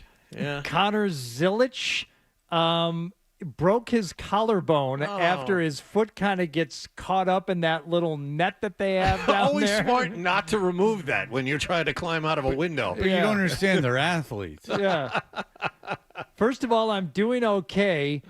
Very thank grateful God. to be able to walk away from that. And Yeah, I guess I fell 2 feet. I didn't walk away, but I'm grateful to be walking today and just be all right. Thank you to all the medics who take care of me and everybody reached out and wished me well. I do appreciate it a lot. All those things that can happen to you in a car like that, where you're going 150 miles an hour with a bunch of people going that fast around you, and you break a collarbone, and all of a sudden it's Armageddon. Oh, thank God to all the first responders that helped me out of my injury. Okay, so the driver's window of a NASCAR is, what do you think, 3 feet off the ground? At most. Think of how many times as a kid you fell. I used to fall that far. I used to. Oh, he's an idiot. He's celebrating and he gets his foot caught. Yeah. When you, me, everybody. When I was a kid, I'm just talking as a collective. When I was a kid, I fell 100 times a day that much. And this guy's supposed to be an athlete. Well, it's just an excuse for people to inbreed. That's what NASCAR is. Wish him a speedy recovery. Well, I don't wish him ill. I mean, I'll pray for him. That's for sure. Yeah. There's immeasurable power in it, Fred. My prayers. Someone's being sarcastic. No, that's chicken God, noodle soup for the soul. God, do not smite Hardy for his blasphemy and his unbelief. Give me the power to somehow get him to know the love that you give us. And that didn't sound like I do it often. I was trying to sound like I pray a lot, but then it didn't come off like that. Grant me the serenity to accept Fred, for he cannot change. That's my little prayer I say to myself. He does. That's not how it goes, and it's not supposed to be mean. And you screwed it up. He did it. You know something I can't change is you being a real stick in the mud and not taking my recovery seriously. All right, that'll.